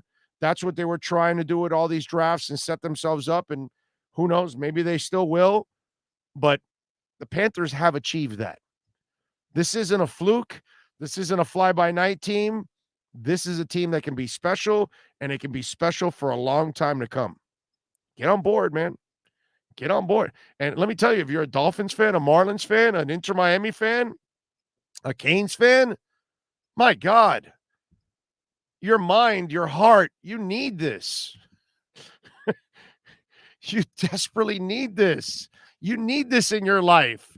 You need some enjoyment. You need some wins. You need some confidence. Get on board, man. Get on board to sports crypto, hockey. Most of you don't understand it. Most of you don't know about it. Most of you don't watch it, but it's awesome.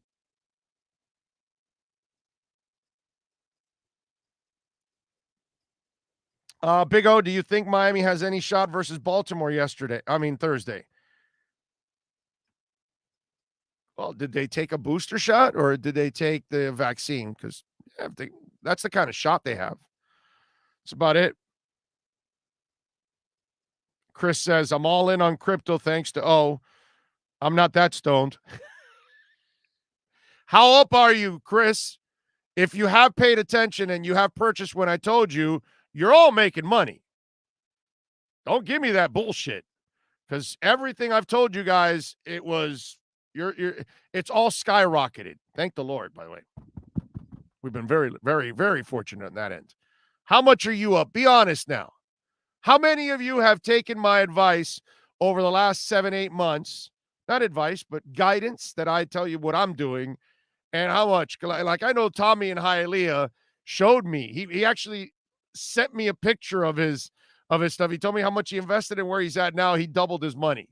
So I'm just wondering how many of you out there have taken the advice that you took Ethereum at 1,800 and now it's approaching 5,000. You know what I'm saying? When Bitcoin was down at 28,000, I told you, buy the dip, right? Cardano, Matic, you name it. Star Atlas hit 19 cents. And I just told you about it a couple days ago when it was at 15 cents.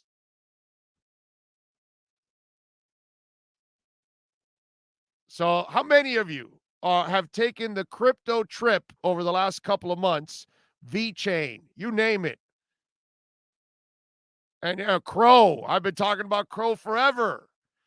Crow hit 40 cents this morning. Months ago, that thing was at 8, 10 cents, 12 cents, 15 cents, 18. It was at 19 cents or 18 cents on October 28th. It's doubled since. You put $100 on October, right now you would have $200. 200 plus, by the way, because it's more than doubled. So I'm just saying, how many of you, how up are you? Don't BS me, because you're all up. You all should have taken profits. You all should be already taking some of your investment out already. You might be playing with house money. Luigi says, how about that Urban Meyer, Big O? Maybe Flores should go to the club after one of his losses to clear his mind, have a few drinks, get some tail, and maybe he'll figure out how to beat Buffalo.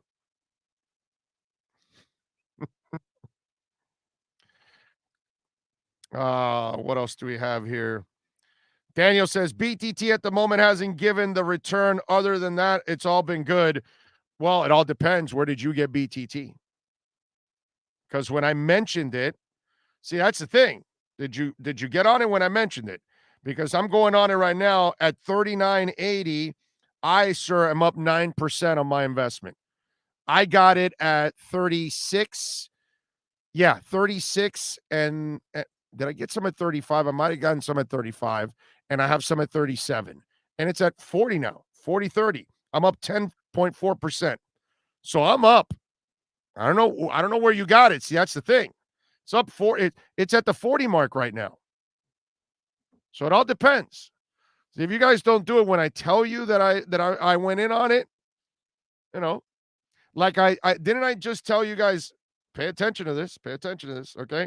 I'm going to refresh to make sure that I'm still on the path before. So I told you that CKB went down, right? So CKB went down, and I made a last purchase, and it was at 258. Do you know where CKB is right now? Because I told you it went down and found a little bit of a floor. So now it's 262. So it's on his way up now again. So now I might travel back up to 3 cents. I hope so, at least. But then that means I took advantage. I bought the dip, and now it's going back up. But that's, again, like some guy told me, I couldn't get in till a couple days after. Well, then you're not going to have the same kind of profits.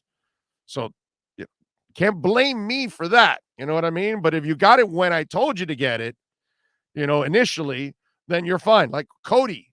I told you guys about Cody in June when it was 18 cents. You know where Cody is now? Cody right now is, let me check my gate.io where we have some Cody. I also have it over on crypto. Damn it, where that?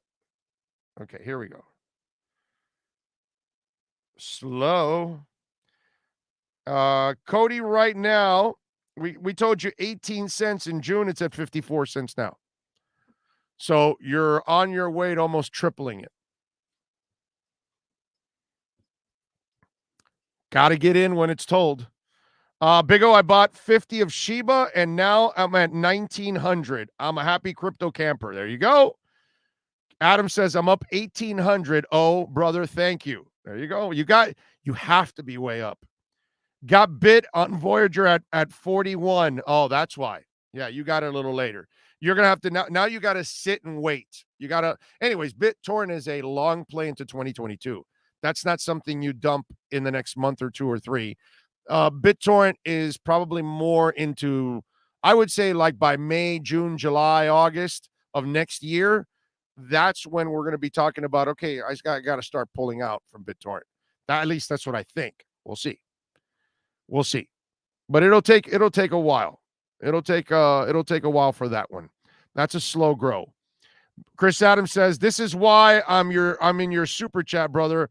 I love you. Been watching for 20 years, born and raised. I'll be here when it's all done. Up 1,800. There you go. And he sends us a little love on the super chat because he's up. It's a beautiful thing. Let's see. What else do we have here?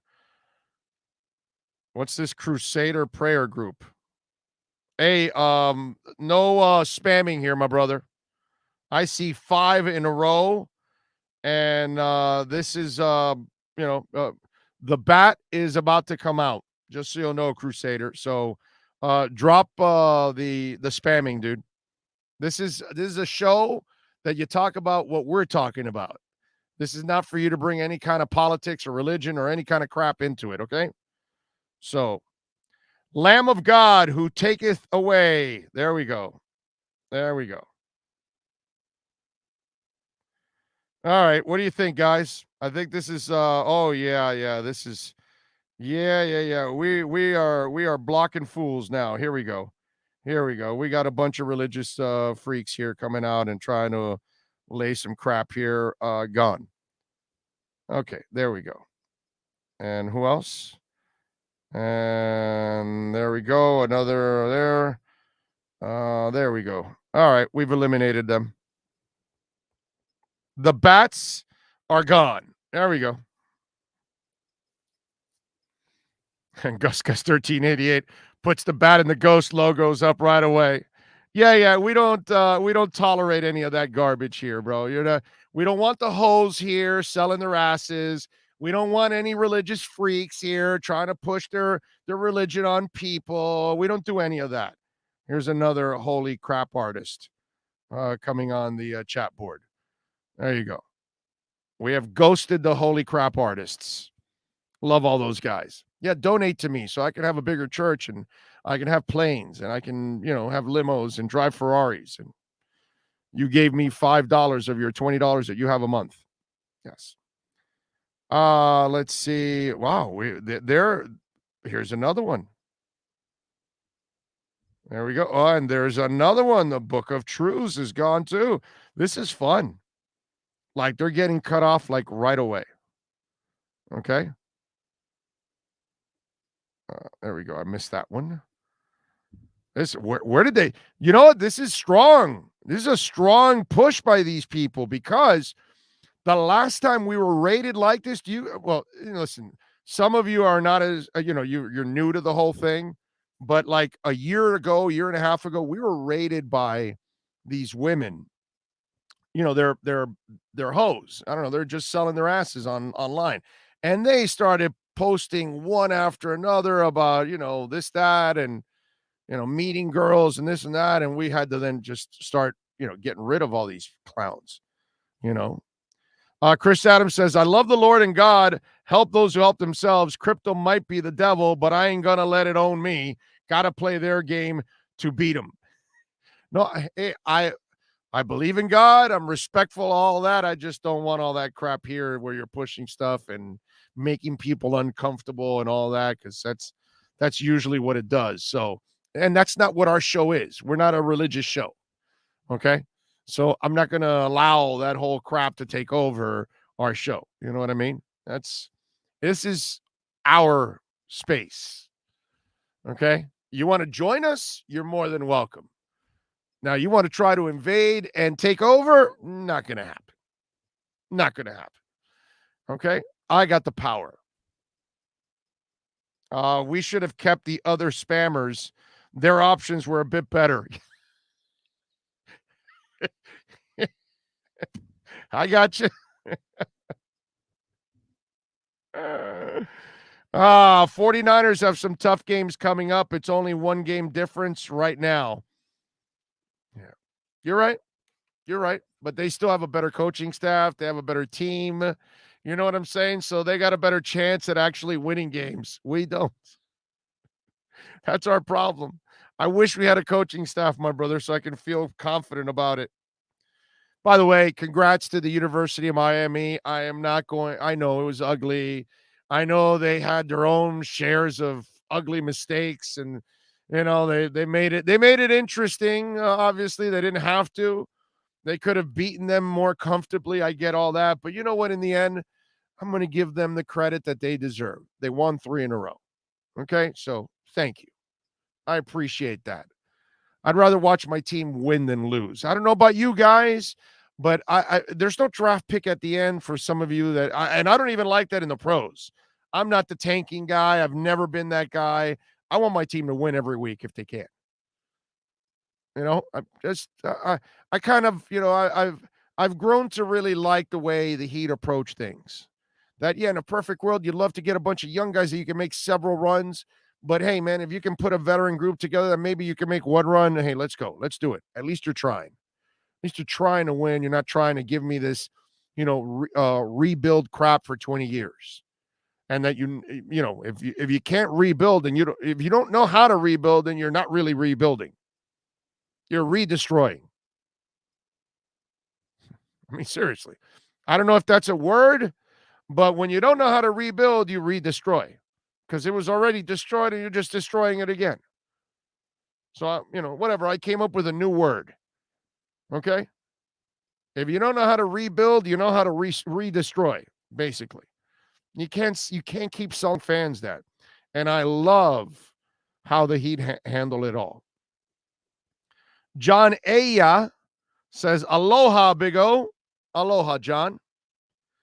And if you're in Hawaii, I'm jealous. Who let these weirdos in here? Well, we got rid of them. That's a good thing. We got rid of them and their Bible-thumping ways. Man, the spammers have really come out of the woodwork. Yeah, they have. These holy rollers are like cockroaches. Carlos says, I was the biggest Tua supporter. I still think he has gotten the break. I still think he has not gotten the break he deserves, and the team completely fed it all up. Effed it all up. I see what you're saying. After this week, his time here is done. It's a sad state of affairs in Miami. Yes, it is. Yes, it is. And he is done. Robert Triana says, I started with 2,700 and I'm at 5,060. Yeah, Robert. And thank you for coming yesterday, Robert, to Sports Grill. Very nice of you, your wife, your daughter. Beautiful family, bro. Great job. Great job. Let's see. We need to get Sean's mood status in the stream to take care of these bots. LOL.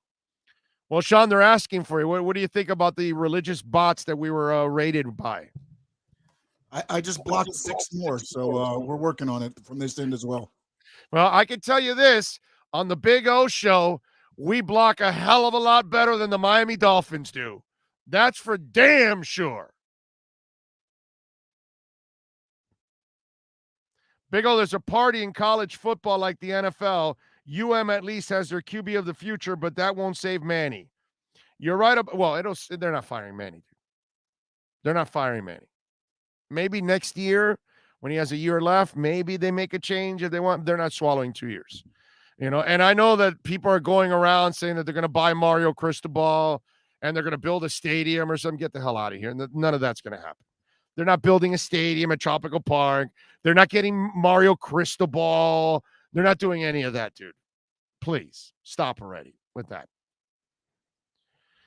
Come on, Big O. Notice last week football was bad all over. Sorry, teams beating good teams, college and pro. It's time to change and seasons change. Well, my brother, when the Miami Dolphins want to be expose and the seasons change, then I'll believe it. But for now, I feel we're on the point of no return. Okay? How many sports talk show hosts can actually use a couple of expose references to answer a Dolphin question? Just saying. There's a twisted mind here, unlike no other. I even come up with new words like redestroy. I mean, come on. You get stuff here on this show you will not get anywhere else. You will even get crazy-ass religious bots on this show. And you won't get that anywhere else.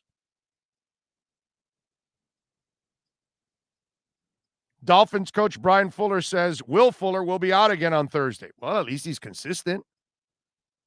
Right? I mean, we got to, I think we've got to give Will Fuller the consistent award, right? Because he was a sack of injuries in Houston. He signs here, and he's a sack of injuries now.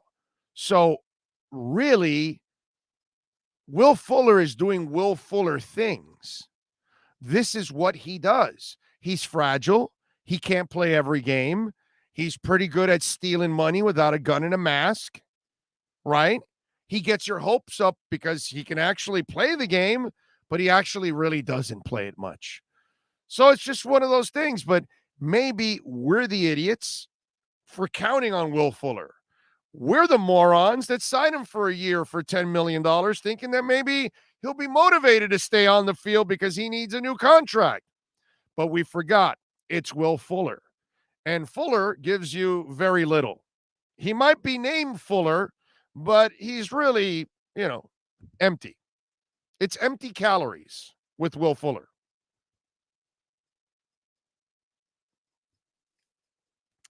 I started with 500. I'm at 1,700. Okay, I got that one. That was Chris.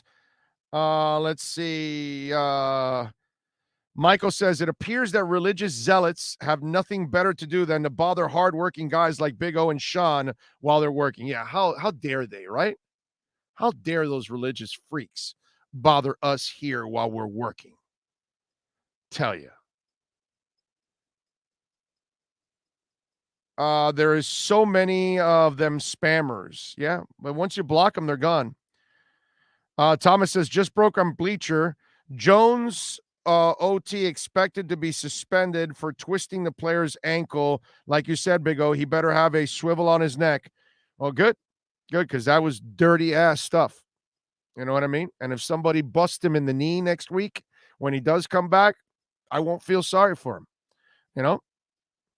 Jay Gelfin says, love the expose analogy. That's it, man. What can I tell you? Appreciate you. Emilio Pupo says, expose, you're talking to me.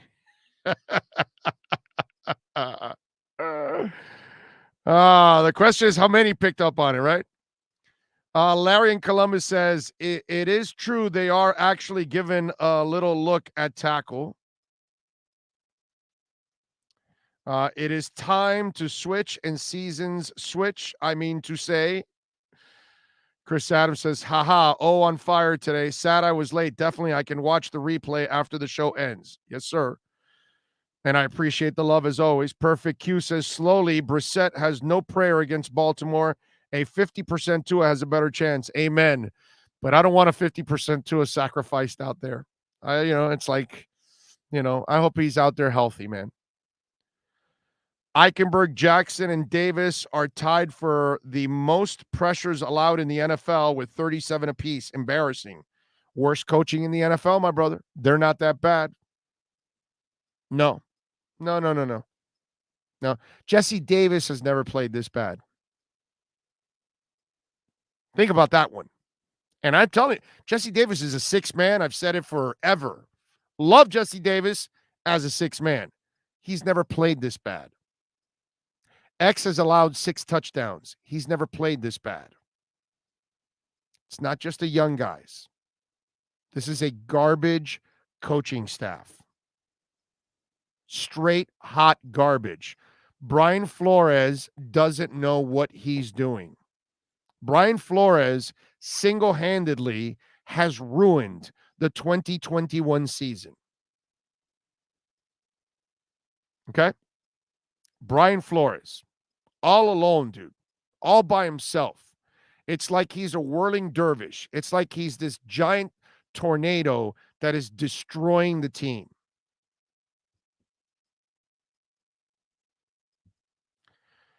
Let's see. You can hide one bad old lineman, not 3 or 5, maybe in this case, whatever. No. And you can't hide a bad offensive line coach. Yeah, Larry in Columbus. Eichenberg played 3 years at tackle at Notre Dame, 0 sacks. It's coaching. I'm telling you, Tua and Eichenberg, I said this at the beginning of the show, both those guys look around at Notre Dame and Alabama, and they come here and they go, dude, we had way better coaching in college than we have here. That's a fact. Facts. 100%. Joel Burr says we need to get rid of Jesse Davis in the offseason. I'm over it with him. I appreciate his time with us, but we need to have him at higher standards. How the hell did Jesse stay with us for so long? Because he wasn't, dude, I just explained it, Joel. See, you're overreacting and taking it out on the player when it's not the player, it's the people around him. And Jesse should be a 6 man. but they have to be better at drafting and developing players, right? Well, I'm not saying drafting yet. I got to see the development of these players because none of these players are developing. Like Javon Holland is developing in spite of the crap around him. The few guys that are developing, like Gesicki, is playing ball in spite of the clowns around him. When Tua throws a decent game, he does it in spite of the coaching and the offensive line and everything else. When Jalen Waddle plays well, it's in spite of everything going on. It's not because of those guys. That's our problem right here. All right, folks, we went 3.5 hours today. We'll be back tomorrow at 10 a.m. Got to rest the voice, got to chill out, relax. Appreciate all of you out there as always. Don't forget, please smash the like button on your way out. Hit the subscribe bell so that way you know the notification bell whenever we post anything new, or when Sean Stanley posts anything new on YouTube and on SoundCloud or iTunes, Spotify, Stitcher, iHeart, wherever you want to look for our show, Big O Radio Show, you will find it. Okay? So there you go. What else do I have to tell you? That's it, I think. We're good. We're back at Bird Road on Thursday. All right, Thursday night. We'll be on at 6 p.m. I'm sorry. Getting you ready for the 8 o'clock kick. Is it 8 or 8:20 on Thursdays? I always forget. Like last night was 8:20, right? So Thursday's 8 o'clock. Is that what it is? That's how it goes, right? 8:20 on Sundays, 8 o'clock on Thursdays, I think it is. Whatever it is, 2 hours prior to kickoff, that's when Sean and I will start.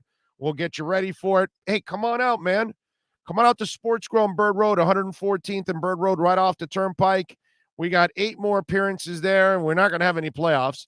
So we got 8 more appearances there. Come on out, join us. Let's have some fun. Let's talk sports. I walk around. I talk to you guys during the games, all that kind of stuff. Take pictures, obviously. We always take pictures with folks. So come on out, man. I would love to meet. I'd love to put the faces to the names that I see on Twitter and on YouTube and on the text line and all that stuff. I always see all of you. I mean, I always talk to all of you out there. Those of you that are in town, of course. I know that if you're not in town, you know, I can't expect you to be at Sports Grill and Bird Road on Thursday night. But those of you that are in town, come on out, man. Join us. It'll be a lot of fun. We'll have a good time. At least we're together. You know what I'm saying? Win or lose, we're together. We're having some fun. We all love our Dolphins. Through thick, there's a lot of thick and very little thin, unfortunately, but we still love them. You said it earlier. Flo's problem is ego. He heard the chatter about him being coach of the year candidate and started thinking, they got the 10 wins because he was the smartest guy in the room. He's exposed now. That's it. He's exposed. I'm with you. All right, we are out of here. Sean Stanley is a total stud, putting everything together every single day. I appreciate him immensely. I hope you do too. We will catch you tomorrow morning. Sean and myself, same time, same place, same bat channel. Blind ass fan alert. Look out, everyone. We've got a blind ass fan coming through.